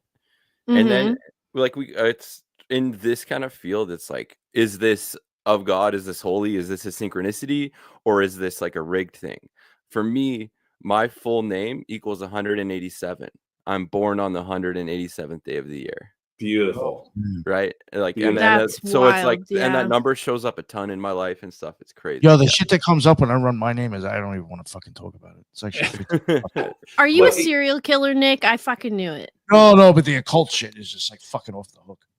I will say Nick is Nick's kind of intimidating, man. When I first saw Nick, I was like, oh man, I don't want to mess with this guy. Oh, stop. But no, I hey, did really too. quick. The first time I saw his or listened to his podcast, I was like, this guy is probably an Crazy. asshole. No, but no, Nick, you're the best, man. But hey, you guys, let's keep it really simple. Also, calm down. Think about the word belief. What's weird about the word belief? Just take a look at it. Spell it out. There's another word in there. Little lie. Veil? Lie. Oh, veil? Yeah. Yeah, Lie. sure. Lie always is think of it right as, in the middle. Lie is right in the middle of belief. That's- Lie. Be lie. So for me, I hate that word. Like anytime I see myself saying it, I go, no, I don't believe. I feel within my heart. I think. I will never use that word believe intentionally because of that. There's a reason why the word believe has lie right in the freaking middle of the word. And then everybody is going to say, well, I believe this and I believe that. Oh yeah, well, there's lie right in the middle of that word that you're using. But nobody really goes deeper than that. You know what I mean? They're just going to use the language and the letters that they were given, not ask questions, and then come attack me using those words, not knowing where it's coming from, saying that I'm an idiot. Saying that like all that stuff. No, I'm with you. I feel like a lot of words are weird like that, like good morning. A lot of people don't like to say good morning because that word is and I feel like English is one of those weird languages where many words mean different things, and they could even be spelled different but they sound the same, or sometimes they're even spelled the same but they mean two completely different things. And I tried to learn Arabic, writing it and speaking it, and it's you would think it would be impossibly hard, but it's way easier, I think, than English would be, because we have such inflection and like weird slang terms that like they don't even understand. I think they don't even have cuss words really in Arabic. It's like your mom milks goats or something. It would be like a diss for them, but you know what I'm saying? It's like our language is so complex. And I think, we take it for granted.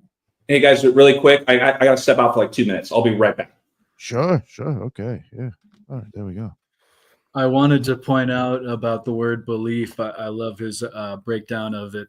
Yeah. And I think of it as being the leaf. Don't be the leaf and blow in the wind. You want to be the tree, right? Like belief is like you're just amorphous. You have no principle. And I love that too, Julia, with the words that mean different things. My least favorite is raise a building or raise a building to the ground, right? I think they're spelled differently. What? That's the same word? They're used. One is used to build up and one is used to destroy down, I believe. Yeah. Yeah. What are they called? Idioms? No, that's not what they're called. Is it? Am I stupid? Synonyms? No, not synonyms either, but not synonym. I think idioms is like the same word in multiple languages. Are you looking for like the same phonetic? Like it has the same phonetic sound, but they're like morning and morning, like good morning homonyms. And like dead body morning. Yeah, homonyms. Homonyms. Yeah, that's what it is. Homonyms. Oh, there goes Teresa because she's smarter than me. One of the most. I'm an idiom. And One thing, because you're asking about like the astrology and that kind of thing. So, like he said, me and AJ, it's like AJ, TJ. We both played basketball. We're both like big into it. We're both like sports bettors. I've been betting on sports since I was like a little kid and stuff. And I've been into astrology since I was a kid. It's like kind of my main thing, even though like numerology has taken the forefront of that. I used to use astrology to bet on sports. And then when I got into numerology, I started using numerology. And then I found Ball Don't Lie in like 2020. Like we both had 100 followers and like whatever. And I've known it. And I'm like, So what? There's this guy similar. exist? Like, yeah. And yeah, so it's just it's all connected. Well, do you follow like, I guess it would be Western astrology then, like with the zodiac, or do you do the Chinese too?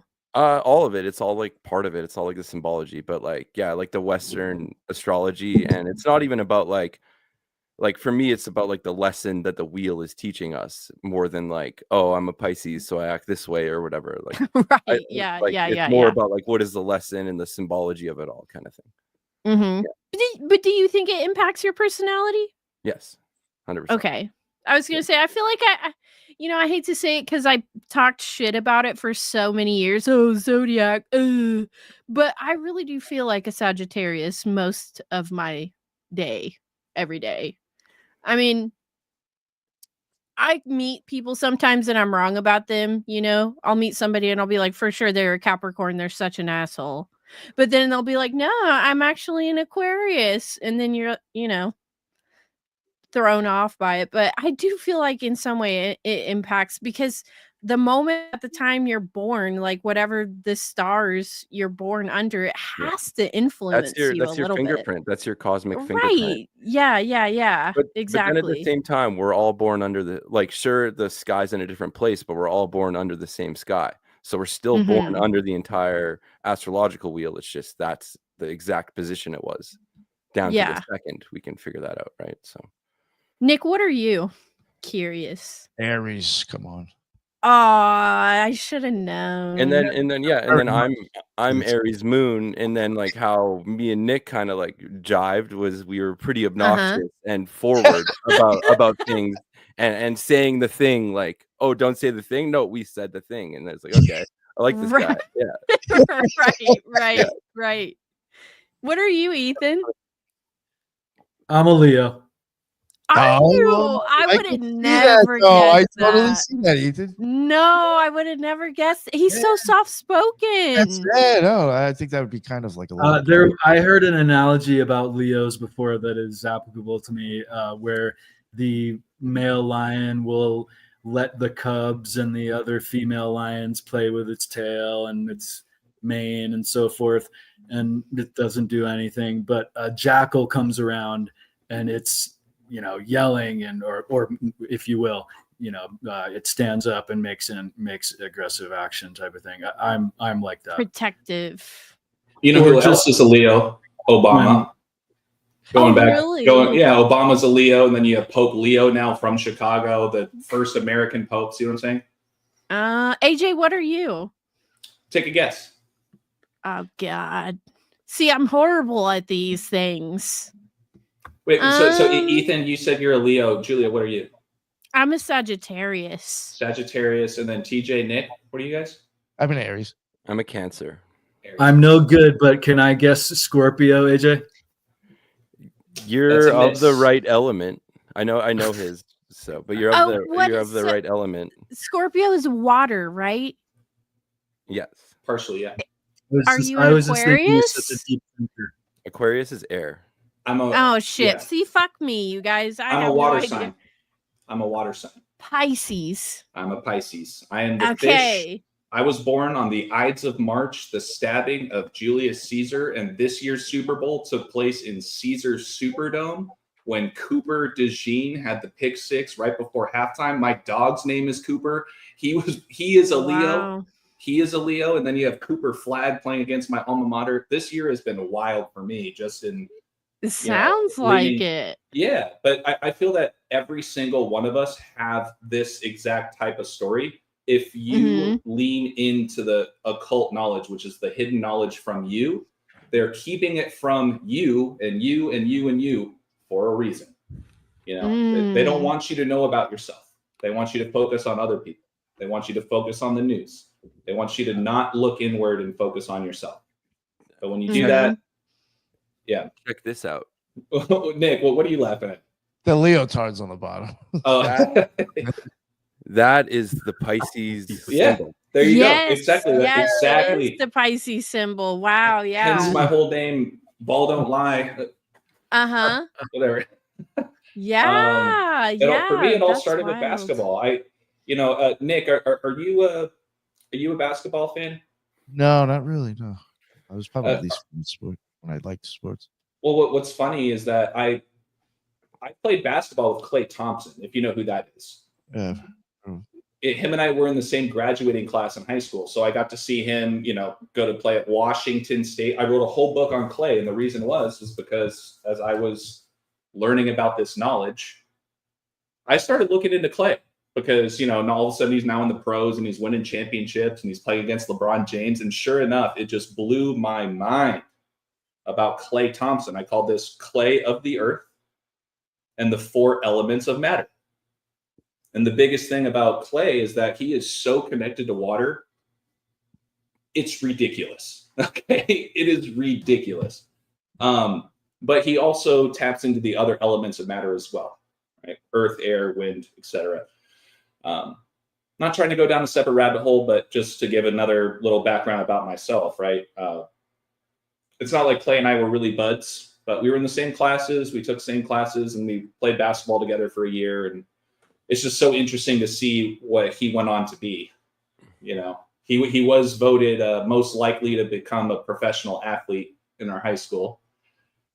His dad was the former #1 overall pick. I think it was back in like 87. He was from Minnesota, where the Lakers are from. He ended up playing for the Lakers. Lakes. Klay Thompson played in Washington State. Think about Wash. Right? Klay Thompson's from Los Angeles. Okay. Think about the ports in Los Angeles, but he grew up in Oregon, like how you row with an oar. Yeah. He's from Lake Oswego, Oregon. That's where he grew up. Lake and oar. He was a Splash brother. You see what I'm saying? That's just right off the top. But that's what the whole book. Season, like he's known for hanging out on his boat. Like if he's not playing basketball, he's chilling on his boat. Yep. Or he's in the Bahamas on his jet ski. They call him Captain Klay, right? I touch a lot too about how, he did an advertisement for Cash App. He did an advertisement for Cash App. Have you guys ever thought about how cash is so connected to water? Yeah, the cash flow. Riverbanks, liquidity. When you're in debt, you're underwater. Okay. There is so much about that. But anyways, I just thought I would plug that in really quick. You pan gold from water. Exactly. Even Captain Klay, you even get the CC. That's B33. Well, Klay is spelled with a K. Oh, so it would technically be CK, but I see where you're going with that. Yeah. What's funny is Klay his birthday was the date of Kobe's statue unveiling last year. Oh. So there's that whole thing. His dad has a whole podcast radio show for the Lakers because that's what he's known for, playing for the Lakers. And now Klay leaves Golden State and goes to Dallas, and then Luka, the main player, goes to the Lakers. You see what I'm saying? It's freaking wild, you guys. Once again, I can go on for days, man. I don't know if you guys have a hard stop or whatever, but I'm having a good time. I really appreciate you guys letting me jump on with you guys. I've already learned a ton. It makes me want to look into it makes me want to go back to all of past research I've done and see if there are connections there with names and places and stuff like that. Because, Nick, I like to dive deep into all kinds of weird stuff. Yeah. And sometimes, I need help. I can't, it's a lot for one person to take on, and there's so many different layers to all of these theories. This has to be a part of it, though. Well, Julia, as the saying goes, there is strength in numbers. Yeah, right. There you go. and that was the slogan for the Golden State Warriors just a year or two ago. Strength in numbers, just blasted across their chest during warm-ups and everything. And how true. Yeah, exactly. That's why I love doing this kind of stuff, is because we all lean on each other. We all share information. We add to it. We correct Oh, each yeah. other. You know, Mhm. it's really cool what Nick's doing with his page. And TJ, once again, shout out to you for. I didn't even ask you to set this up. You just reached out and was like, Yeah. "Hey, you want to jump on? Let's do it." And I was like, "Hell yeah, dude!" You know, Nice. it's so cool. It's so cool, the community, right? I've lost a lot of people in my own normal day-to-day life, but I have met so many beautiful people along the way that are in the same boat. Yeah. And it's even like family members sometimes that, like, I love my family to death, but they would never get on board with like any of the stuff that I like to talk about. I love them. They're my family, but I feel like my conspiracy family is almost like I chose these people. It's like the family I got to choose, That is true. and I'm so much closer with them. Yeah. That's how I met my husband. Nick knows. So Oh God, yeah. Technically, I mean, I guess that was due to me too, because I guys had you both on the show together. Yeah, you actually set up the podcast episode where I met my husband for the first time, talking about conspiracies. No idea. It wasn't even set up like that. It was just like, Yeah, I know. But that's what I'm saying. Is like we're the family we get to choose, because we all understand that we're being lied to and poisoned at every level. And I wish I could get my actual bio family on board, but they're still, oh yeah, RFK Jr., he's such a cool guy and he's doing so many cool things, and Donald Trump's gonna save us. And I just, I can't. my father's just finally starting to come around. I'm like, Oh, well, you're lucky. I think he got tired of me saying like silly shit to him. If you believe it or not, the whole Pope thing, actually, that bothered him. That bothered him out of Yeah, everything. Well, there was other things already, things I was even bringing up when I hit him up about the Pope stuff. He's like, yeah, that actually bothered me a little bit. That's what he said. Uh-huh. Oh, I didn't have to like. You didn't have to try that hard. Yeah, like shit, weird, dude, right? Right, yeah. Someone in the chat. Go ahead, Ethan. Well, someone in the chat, Sipanon, I believe, I'm probably killing his pronunciation, mentioned that the Vatican was 44 acres. I looked it up, and I think it's even more amazing than that. It's 44 hectares and 109 acres, which 108, 109 are like, of course, very symbolically powerful. So I thought that was really interesting correspondence. 109 is a big number with shooting as well. Shooting equals 109, just like 44 when you reduce it. I decided to put up just another little blip here, since we were talking about the Joker earlier, right? Just show like that. I thought this would be another good plug, just to show you guys another book. It's called Matt on the Moon. This was back when Matthew Perry died. Okay. And what are you laughing at, Nick? I thought the comments. I'm sorry. Comments. I'm sorry. The comments cracked me up. No, you're good. But yeah, check this out, you guys. So you guys remember that, right? When 100, I remember it. Mm-hmm. Yeah, it was a big deal. It was a big deal. Let me shoot. Where is it? Here we go. Wasn't he a crackhead or something? Oh, he was an alcoholic. He was some type of a drug addict too. He had a lot of addictions, at least what they tell us. I opened by talking about his last ever post on Instagram was this. You guys remember this? It was a picture of him with headphones on in a spa in a body of water with the moon over his head. And he said, "Oh, so warm water swirling around makes you feel good. I'm Matt Man." Clearly on crack when he wrote that. But think about Batman and Batman, right? We've already talked about that with the Joker themes. Okay. And then scrolling down a couple of pages, he even says right here, his video before that was a video of the moon. And he says, "Do you understand what I'm trying to tell you? I'm Matt Man." I feel like this is like a low-key plug. It's like he's screaming at you.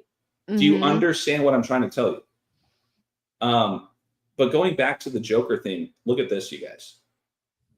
So we're going to rewind to not this year's Super Bowl, but last year's Super Bowl. what I write here, I says, in case you didn't catch on by now, take note that I mentioned earlier regarding Matthew Perry's character on the TV show Friends, Chandler Bing, who apparently, by the way, if you guys didn't know this, a lot of these characters in these TV shows have fictional birthdays. So if you went to Google and just searched, I did not know that. Yeah, so if you went to Google and just searched Chandler Bing's birthday, who is a fictional character played by Matthew Perry, it's April 8th. Why does that matter? Because last year was the eclipse on April 8th. Okay. And he's posting all that moon shit. All the moon shit, exactly, right before the eclipse. God. So this is what I said. It's the same date as the 2024 eclipse. And last year, once again, the 2024 NCAA Men's College Basketball Championship game, just months after Matthew Perry's death, the championship game was in Arizona, home of the towns Perry and Chandler. Shut your fucking mouth. What? Oh my God. The 2024 NCAA Men's College Basketball Championship game is also being hosted in Phoenix, which is interesting when you consider that during the time of this ritual, which this is all this is, you guys, they're rituals in time, because they're the ones that created this calendar. See what I'm saying? This calendar was created in a certain way, intentionally, just like our language. Right.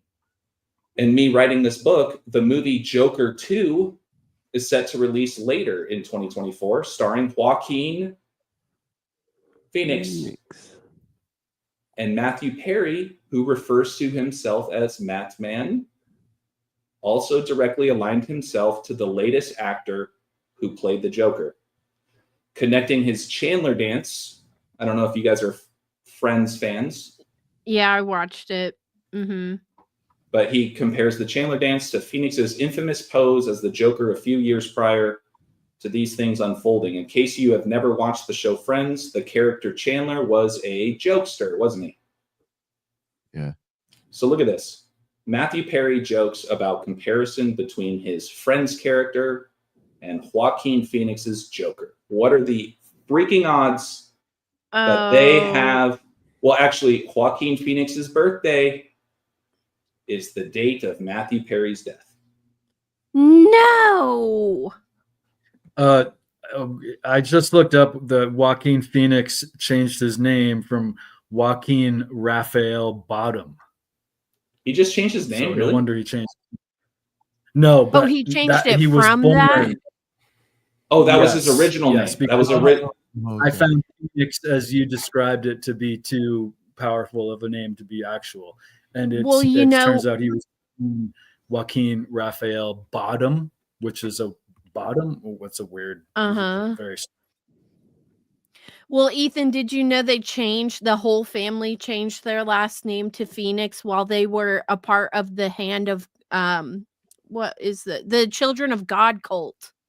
They changed their last name to Phoenix after joining the Children of God cult. Whoa, Isn't that crazy? This cult is a bunch of like pedophiles and like weird, and then like River died at the Viper Room, and like I'm pretty sure it was on Halloween. There's a bunch of weird numbers and stuff with River too. Well, you know that whole Joaquin, family is fucked. Joaquin. Did you mention River because Joaquin has a brother named River? Is that what he said? Yeah, Joaquin's brother River died at the fucking Viper Room on Halloween. Yeah, that's so crazy to me. How all that Matman in English does equal Perry too. There you go. Well, so I titled that chapter "Purdy Went to Perry." So the reason I said that was because Brock Purdy was the quarterback of the 49ers, who were in the Super Bowl that particular year in Arizona, in Phoenix. And a suburb of Phoenix is both Chandler and Perry. That's just and too much. Brock Purdy went to Perry High School in Phoenix. It's too much. It's too much. And then Matthew Perry, who played Chandler Bing, who has the same birthday as the Eclipse. You see what I'm saying? Like, you guys. And what I covered on that too, it's like the Phoenix, the rise of the Phoenix. I kind of teach it as like it's a boiling point where you're changing state. So a boiling point, you're going from liquid to gas, and then the Phoenix is the phonics. So it's taking all that you're going through, reaching that boiling point, and rising through the ashes to then speak your phonetics, your phonics out. That Super Bowl was on February 12th, 212. The boiling point in Fahrenheit is 212 degrees. Unbelievable. Yeah. Well, and yeah, so the Phoenix also represents reincarnation, right? The rise of the Phoenix, the crash and the fall, and the resurrection, right? Makes me think about the Economist cover back in, what was it, TJ? It was like the 33rd, the Economist cover, the one with the big Phoenix standing on the burning bills and all that kind of stuff. Okay. I don't want to scare people, but things are not going to look good economically, if you will. Fun facts. The U.S. has only had 2 split-term presidents, okay? The first one was Grover Cleveland, which is why when Donald Trump won and then he lost for re-election and he came back, that's why Cleveland had a good run this year. But that's why Cleveland was in the World Series the year that Donald Trump first showed up on the political scene. Right. So Donald Trump and Cleveland is very heavily connected. But did you know all the Rockefellers are buried in Cleveland? Oh, dear. I did not know that. I went to the grave site. It's pretty cray. They got a huge obelisk that goes all the way up, and it's all the fucking Rockefeller bodies in Cleveland, in a trash ass part of town that nobody dares to go into, too. You would think that they would be buried at like some really nice place. No. Yeah, is there a story behind that, Julia? As far as I know, I think that they started their business in Cleveland or something like that with the petroleum stuff, and then they wanted to go back home to be buried, to be in Cleveland. But also Elliot Ness and President Garfield are buried in the same cemetery as the Rockefellers. And like I said, this cemetery is in a trash ass part of town. Why they chose this area, I don't know. It's probably significant, probably something to do with, you know, the address or whatever. Or even the coordinates, like longitude. The coordinates, latitude, yeah. It just, to think of the Rockefellers, you would think of like some mausoleum somewhere that's like gold encrusted, and it's not. It's like crackheads literally, you know, throw their needles out right by the graves of the Rockefellers. Like, it's not nice at all whatsoever. The only reason I brought up Grover Cleveland, besides the connections with Trump, is because there's only been 2 times in history that there's been a split-term president. Donald Trump is now the second to have a split term besides Grover Cleveland. But when Grover Cleveland came back and had his second part of the split, it was not good. The economy went into the shitter. So, you know, just a forewarning. I don't say that as doom and gloom. I just say that to encourage people to make sure that you're doing whatever you can to be prepared for whatever's to come, right? Make sure to have some cash on hand. Make sure to have food and water, shelter, whatever it is, right? Because COVID, the latest example, more's coming. Just be prepared. In my research of it, 2027 is going to be quite the year. I'm not like making claims or anything, but looking at numbers for the last 8 years or however long it's been, 2027 is a big one, and it has to do with pi and money and all this, because USD, if in the reduction cipher, is U would be 3, S would be 1, and D would be 4. So 314.314 is pi. And the smallest fraction that you can create a number close to pi is 22 divided by 7. So and by the way, if you type out 22 divided by 7, it equals 314. Yeah. So, and it's pi, piece of the pie, the coin, and all this. So it's just a year that's shown up a lot For Yeah. So you think it's going to be like a crash, like a depression? yeah, and like yeah, and the I don't have it on me, but like the numerology surrounding the Great Depression had a lot to do with that as well. It was a very similar kind Really? of thing. So yeah, it's a little Wow. spooky. Like 27 Club for everybody. The 22-7 Club is what it'll be. Right. There Yeah. you go. One thing I will say, you know, I'm just gonna put it this way. I'm not trying to like sound nasty. I think a lot of people who kind of go on and think that this whole thing, that the way the economy is going great and everything Trump is doing, is probably not people who have their money somewhere stashed and actually hoping to make something off of it. I'm just gonna keep it real. It's coming from a lot of kids who probably don't have anything really. They don't have much. But when you're an adult and you actually might have some stocks or savings or CDs, I can tell you right now from myself and other people, Trump has fucked shit up since he came in. Your money was actually worth more with Biden. I hate to fucking say it. Isn't it? I mean, Things might have been fucked up. Gas, but the stocks and fucking CDs and mutuals were fucking ridiculous.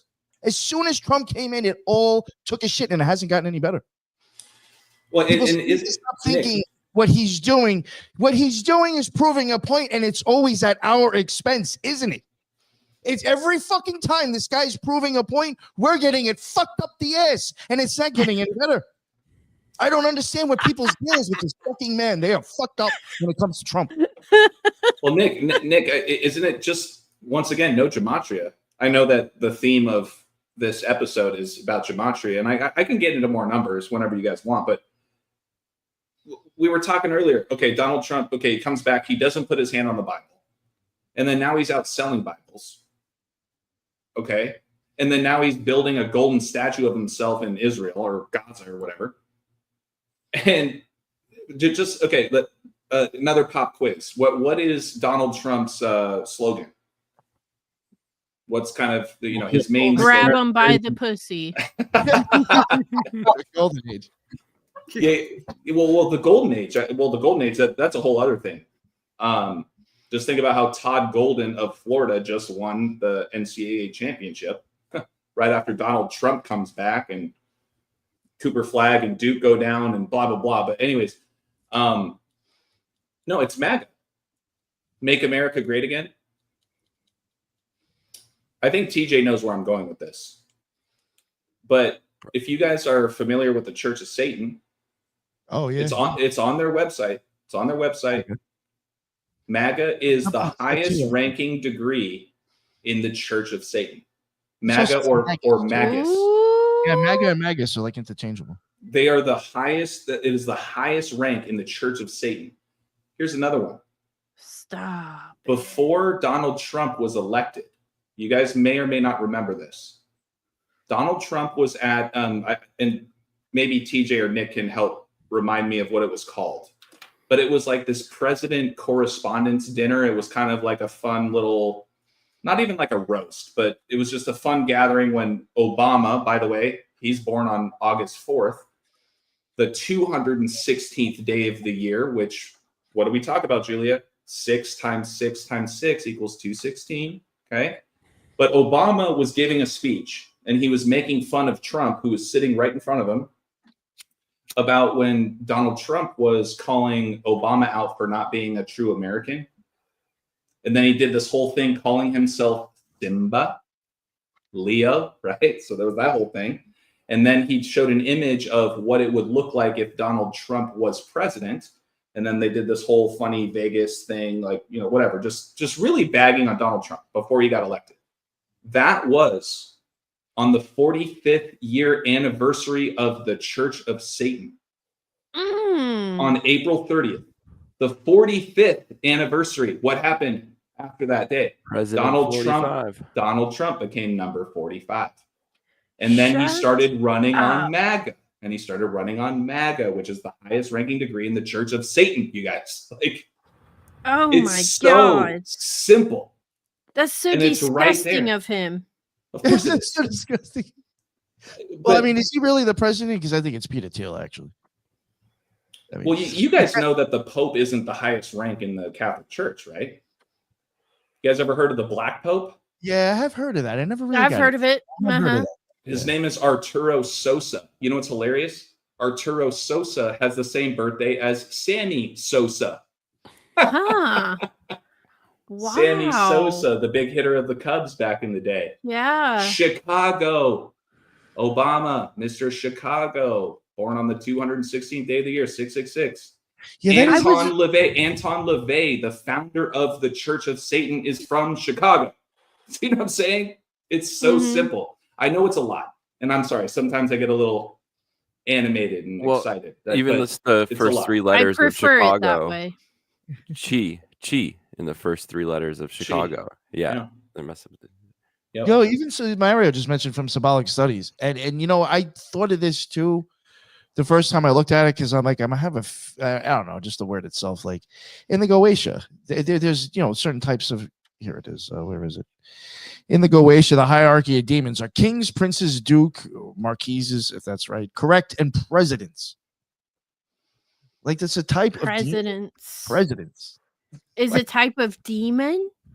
It's a hierarchy of demons. They're considered presidents. They're like upper echelon motherfuckers. Oh, I think they're like the they'll lower. They're like the lower ones, honestly. I think They're the lower ones. I think some of the lower ones, yeah. Oh, so I'm reading it backwards. So it goes like kings are the upper echelon, princes, dukes, marquis, counts, and presidents. So he's not even like a higher up demon. He's like a fucking henchman. Oh, that's what I'm saying. Yeah, and Peter Thiel's fingers up his ass. Right. Technically, we have our first gay president. Oh, well, no. No, that's not our first fucking gay president. He's openly gay. Who's openly gay? Peter Thiel. And that's because Gawker caught him, blasted him, and then Peter Thiel, because he was pissed off at Gawker, helps Hulk Hogan sue Gawker for putting out his tape. And then who's out there pulling his shirt off for Trump this year? Fucking Hulk Hogan, because Peter Thiel's got his thumb up his ass too. Yeah. And it's the HH. So that's 88. Trump equals 88. And Nick, when Hulk Hogan did that, what did he say? You check Peter Thiel, everybody around Trump is paid by him. He said, enough is enough. Well, in the tarot deck, there is, in the Illuminati card game, there's a card that says enough is enough. And it has literally the face of Donald Trump on it. So shut up.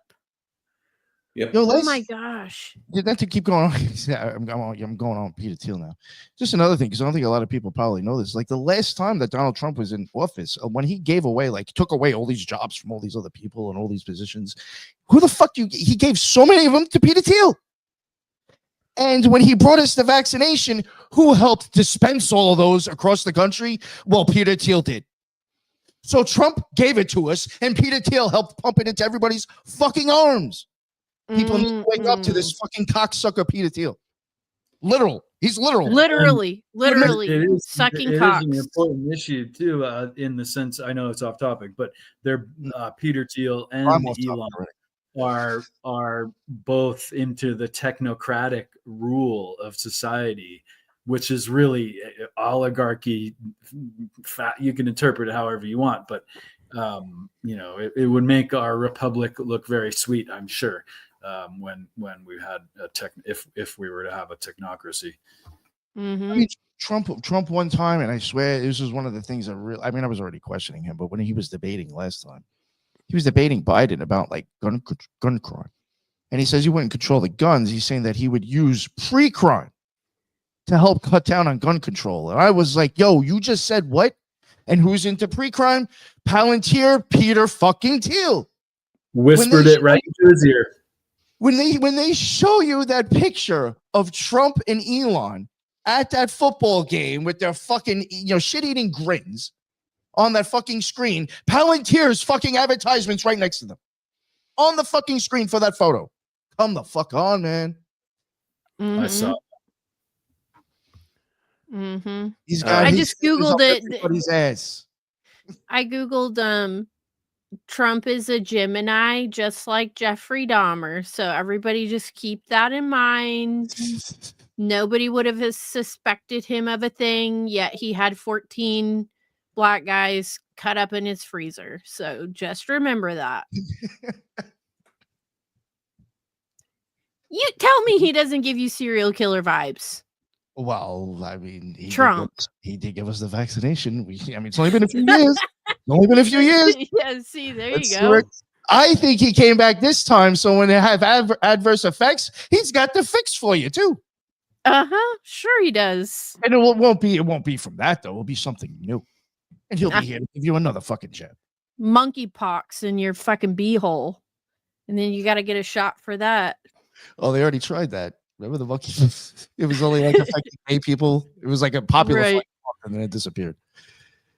Yeah, I mean, this is off topic, but you know how I've been like congested. I was even worse on the last show, but I told Colby, I was like, yeah, a couple of years ago, I would have had to been locked down in quarantine. Somebody would have said I had fucking COVID and I wouldn't be allowed to leave my house. Now I go to the doctor and they're like, oh, you have a cold. It's just a cold.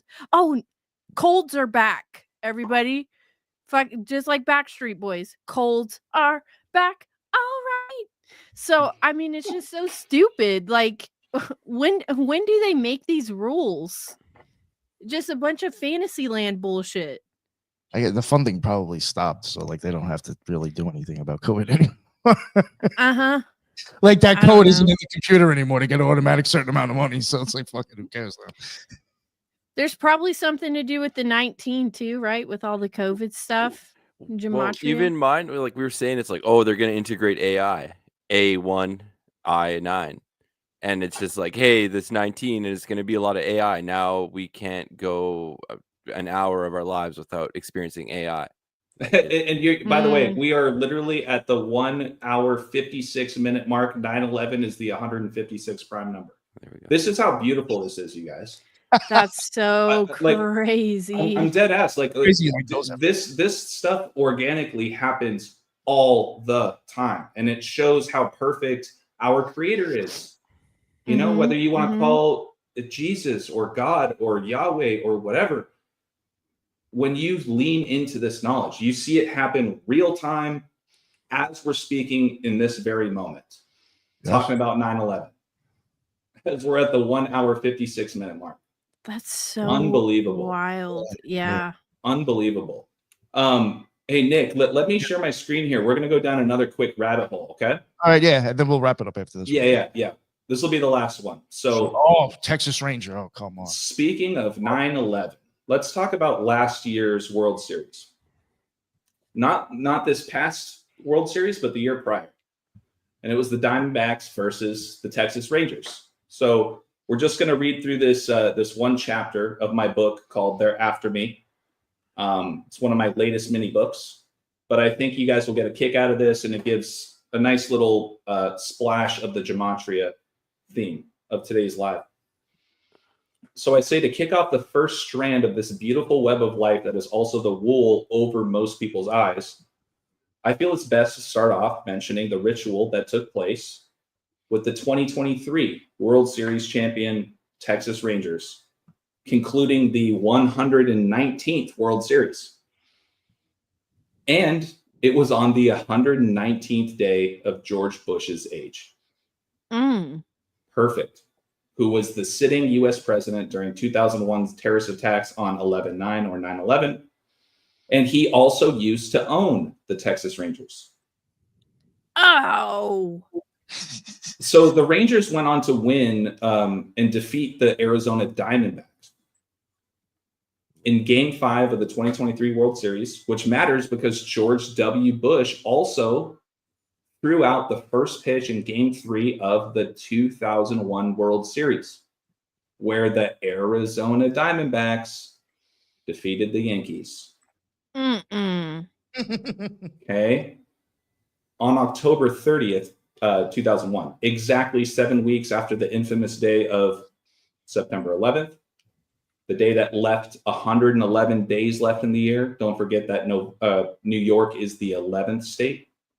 The Twin Towers look like a massive 11, etc. 9/11, 9/11. I think it's even more of a reason for Yankees if it has, because of the Janus attachment to it for the 11. I mean, I even think that fits it even more.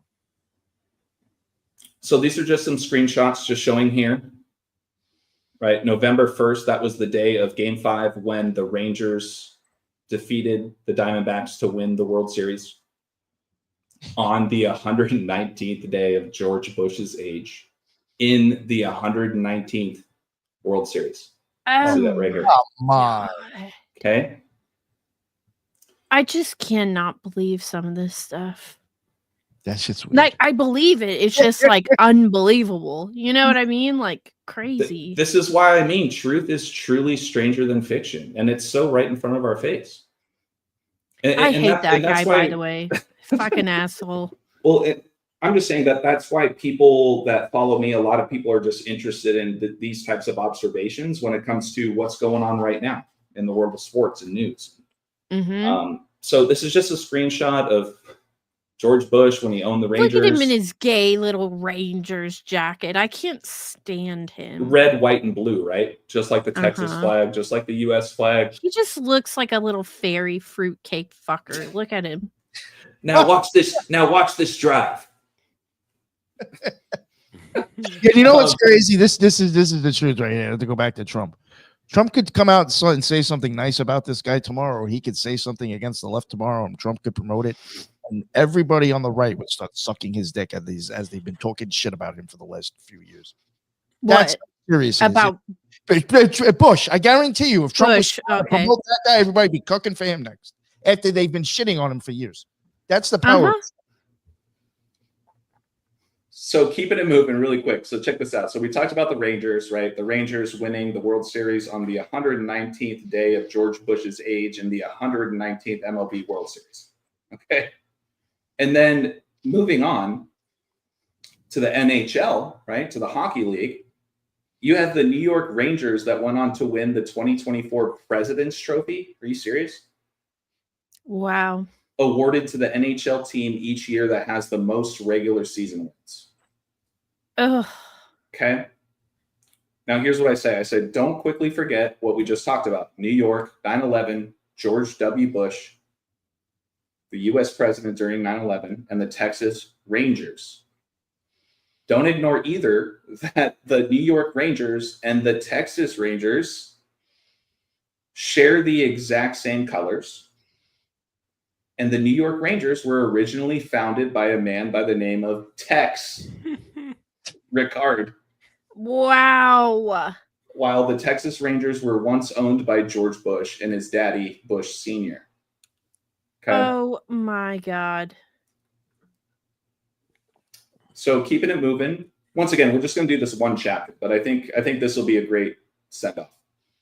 So speaking of the Bush family, take note that the W initial in their middle name stands for Walker, right? George W. Bush stands for Walker, which is very intriguing for a multitude of reasons in light of what we've discussed thus far. This conveniently segues to two specific topics that interconnect perfectly within this spiderweb laid out before us every day. First is the death of Paul Walker. You guys remember that story? Mm-hmm. Definitely. How did he die? Car crash. Yeah. In a red Porsche, right? Mm-hmm. Okay, so Paul Walker reportedly died in a red Porsche. Well, Paul Walker is famously known for his Fast and Furious movies, right? Mm-hmm. So what are the odds, for what he's most known for, he dies in a car crash? I thought the same thing, but I also thought they did it to him on purpose. Yeah, or if that's how if he was even killed, Right. But that's just what they tell us, what happened. Mm-hmm. But he also once starred in a movie called The Skulls. You guys familiar with this? No. It came out in 2000. So it came out right before 9/11. And it's literally about Skull and Bones. What? Yeah. Have you watched it? I have. Is it like legit? Julia, you better buckle up. Oh God. Oh, so I say it's specifically based on the Skull and Bones Secret Society headquartered at Yale University. In this movie, as a gift of becoming part of the secret society, Paul's character, Caleb Mandrake, is awarded a red Porsche. Fuck you. Right here. Oh my God. So he's And given a it- red Porsche. Sorry, go ahead. I'm sorry to interject. I just wanted to add for people that don't remember that John Kerry and George Bush were both members of Skull and Bones and were running for president. Yes, yeah. Thank you, Ethan, for adding that. Yeah. Ethan, you just reminded me. So, are you guys familiar with the Georgia Guidestones? Uh-huh. So I think somebody just made a Yeah, comment about yeah. that. So, Georgia, George Bush, right? The Georgia Guidestones. Do you guys remember when they blew up? Yeah. I remember. Directed energy weapon. So, the Georgia Guidestones were first unveiled on what date? Don't know actually. Don't 3, 2, tell 2, me. or 3? March 22nd. March 22nd, 322. 1980. 322. March 22nd, 1980. So you write that date 322, the number and bones. And then when the Georgia Guidestones blew up, it was on George Bush's 76th birthday. Skull and bones equals 76 in reverse reduction. Oh Yeah. my fuck. Oh my Perfect. god. Absolutely. Yeah, this is perfect. weird. Yeah, Nick, you seeing that? You pulling that up? It's too much. That is No, that's fucking too weird, man. much.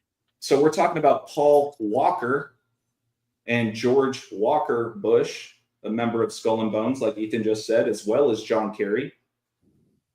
Right? And now you have Paul Walker's character in 2000, the year before 9/11. His character is awarded a red Porsche. Wow. And look at this. This is the image that they show us. Fast and Furious actor suffered major burns and trauma injuries when Porsche he was traveling in crashed in LA. And look, it's a red Porsche. See that? Los Angeles Angels. There you go. So we're getting close to the end here, I think. We're just doing He this one died on chapter. my birthday? Oh my god. Are you November 30th? Yes.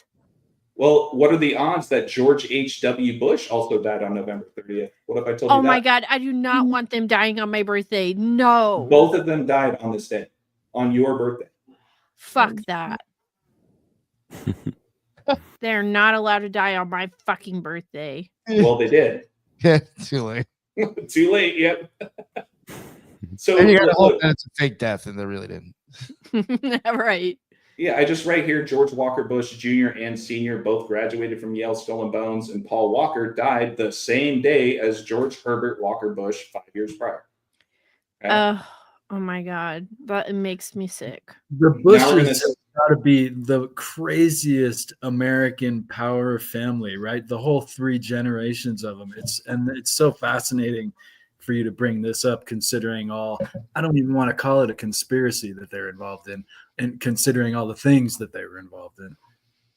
I mean, it's so perfect, right? At some point, people need to no longer call it a coincidence. I mean, I don't know how many examples I need to bring. Much. You know, it's too much. I can see why you wrote all the mini books, because it's like, okay, did that not it's run, a lot to digest. Did this not resonate with you? Okay, let's try this one.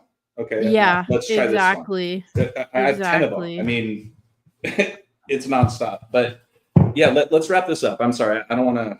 Oh, that's this great. on for too long. Oh no, if it wasn't this late, I wouldn't care. It's just it's late. I appreciate it, Nick. So Oh, lastly, yeah. what I'm going to do is I'm going to segue now to the show Walker, Texas Ranger. This is before my time, but when I thought about we get to this. What's that? I was hoping we get to him. I was going to be very upset if we didn't get to Walker. Oh, you're going to love this part, Nick. So next on the list is a television show called Walker, Texas Ranger. It broadcasted from 1993 to 2001. Came out in 93. Yeah, 93. Reminds me of United 93, right? From 9/11. But it ended also the year of 9/11 in 2001. Starring Carlos Ray Norris. George H. Walker Bush was born on the date leaving 202 days remaining in the year. And his son was born, right? George W. Bush was born on July 6th, the date written 7/6 in the majority of the world, reminding that the words skull and bones equate to 202 and 76 among the reverse base ciphers of English gematria. sharing the same values as the words Walker, Texas Ranger.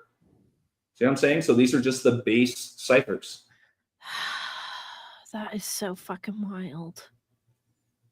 This further amplifies what's been mentioned in my prior books, touching on why the Georgia Guidestones, we just talked about this, the Georgia Guidestones were unveiled in Georgia on March 22nd, 1980.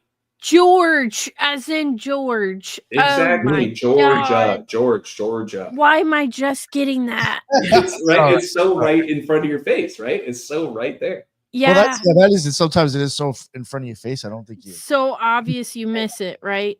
Yeah. And I don't know if you mentioned yet, AJ, about 322 pertaining to Skull and Bones, right? It being really associated with them. Yeah. That's the very end of this paragraph, right? So I say March 22nd, written 322.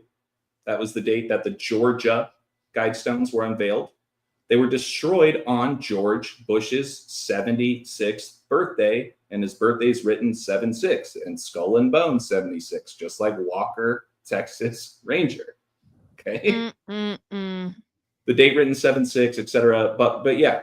So Ethan, to your point, equaling 76, and this secret society represents themselves by the number 322. Okay. That is so wild. It gets better. You ready?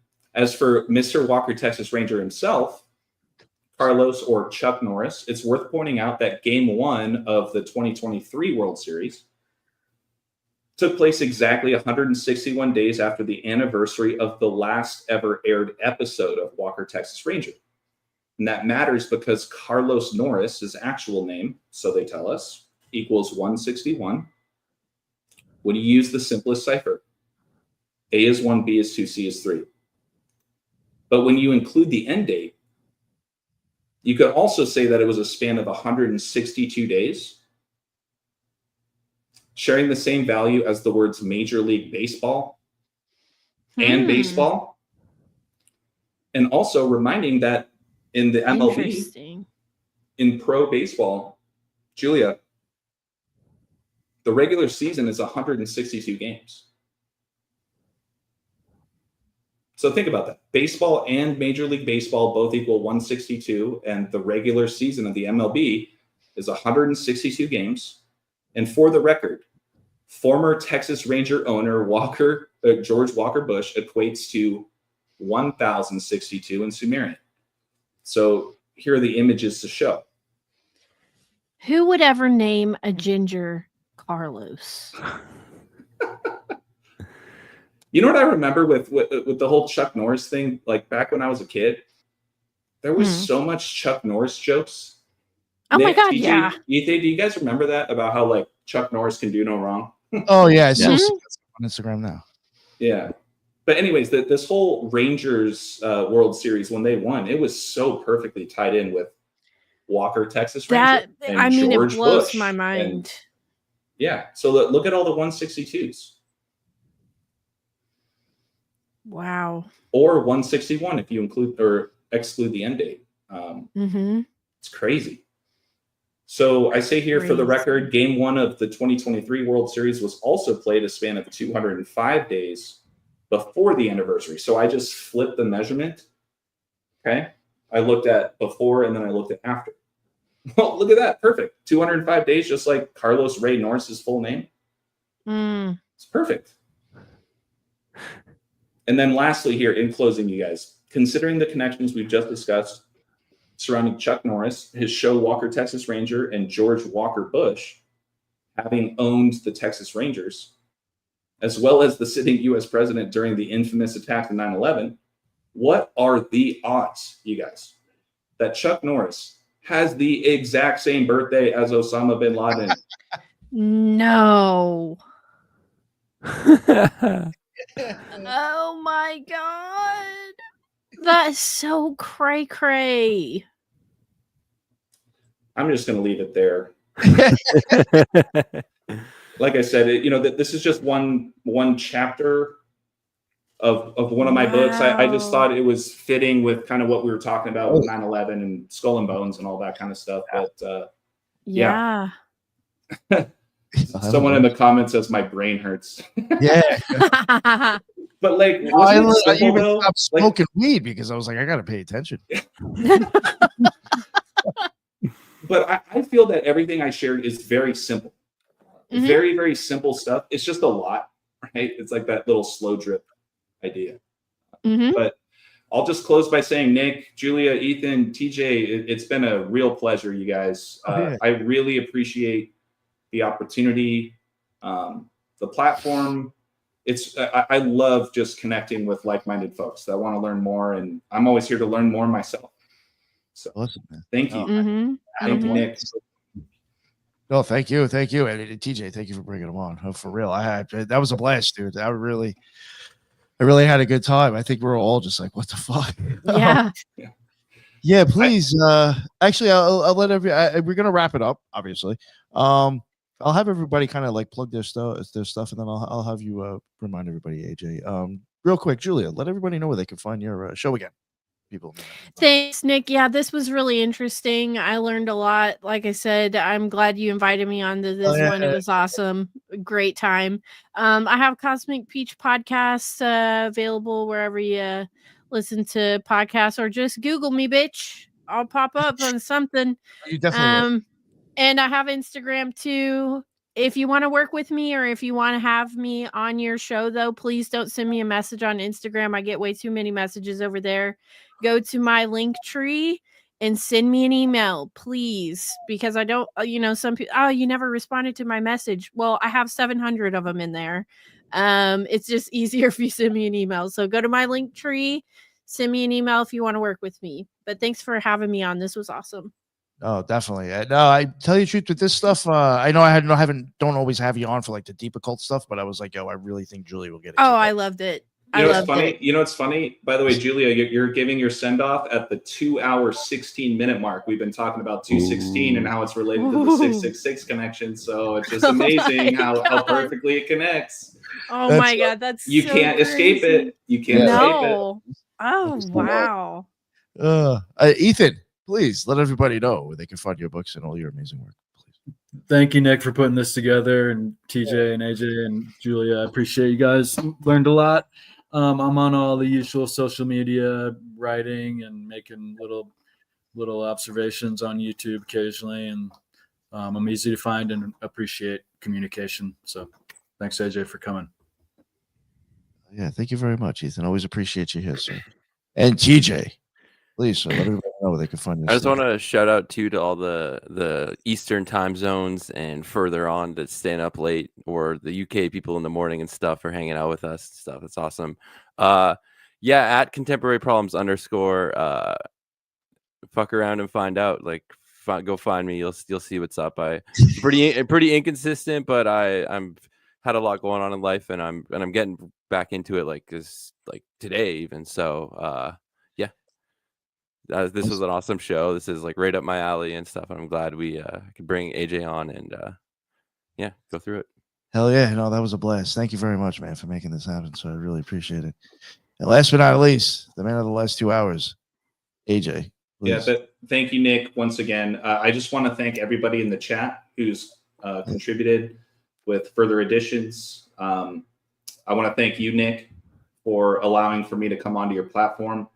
Especially with how new I am into the YouTube space. So just all your support, anybody in the chat, it means the world to me. I really appreciate it. This wouldn't have happened without TJ. So I just want to really thank TJ for being an OG, at least on my journey. Because he's one of the first people that I ever met. And he's doing a lot of things that I don't even ask him to do. And I'm so grateful for that. Ethan, Julia, it was so nice meeting you guys. Seriously, it always a pleasure to expand the network and get to know people and where I can find them. As far as finding me, you guys can find me at BALLDONT LIE with 3 L's on Instagram as well as YouTube, where I'm broadcasting for today. I do sell my books on Patreon. However, all the books that we kind of went through today, etc., I am more than happy to send it to anybody for free. I don't do any of that to make money, but I do appreciate anybody who appreciates the work and wants to support wherever they can. So just find me, send me a DM on Instagram, find my email, just ask me for the books. I'll send them over to you virtually. And anybody interested in the world of sports betting, that kind of stuff, that's where my Patreon and my Winnable page is for. And today was just some past examples or recent examples, if you will, of what I focus on every day. And yeah, just thank you to everybody. I'm so forever grateful. And I hope you guys enjoyed at least some things I had to share. Loved it. Yeah, you crushed. Definitely get you back on. Sure, for sure. Yeah. Yeah. Hopefully it's not the last, right? No, definitely won't be unless you decide not to show up. So no, I'll be there. I'll be there, man. Thanks again, you guys. Really appreciate it. Hell yeah. And yo, and for real, thank you everybody too in the chat. Like TJ was saying, there was somebody there. I think it was like 333 at one point for them over in the UK. That's what's up. I appreciate it. Thank you everybody who jumped on, and even the new faces on your end. I appreciate the comments. I was able to see them on my side. I tried to put some of them up. Yeah, and thank you all for joining me. I know it's a little late for some of us and whatever, but that was a blast. I really had a good time, and I appreciate it. And that's the end of another Occult Rejects. And until the next one, everybody be well. Later.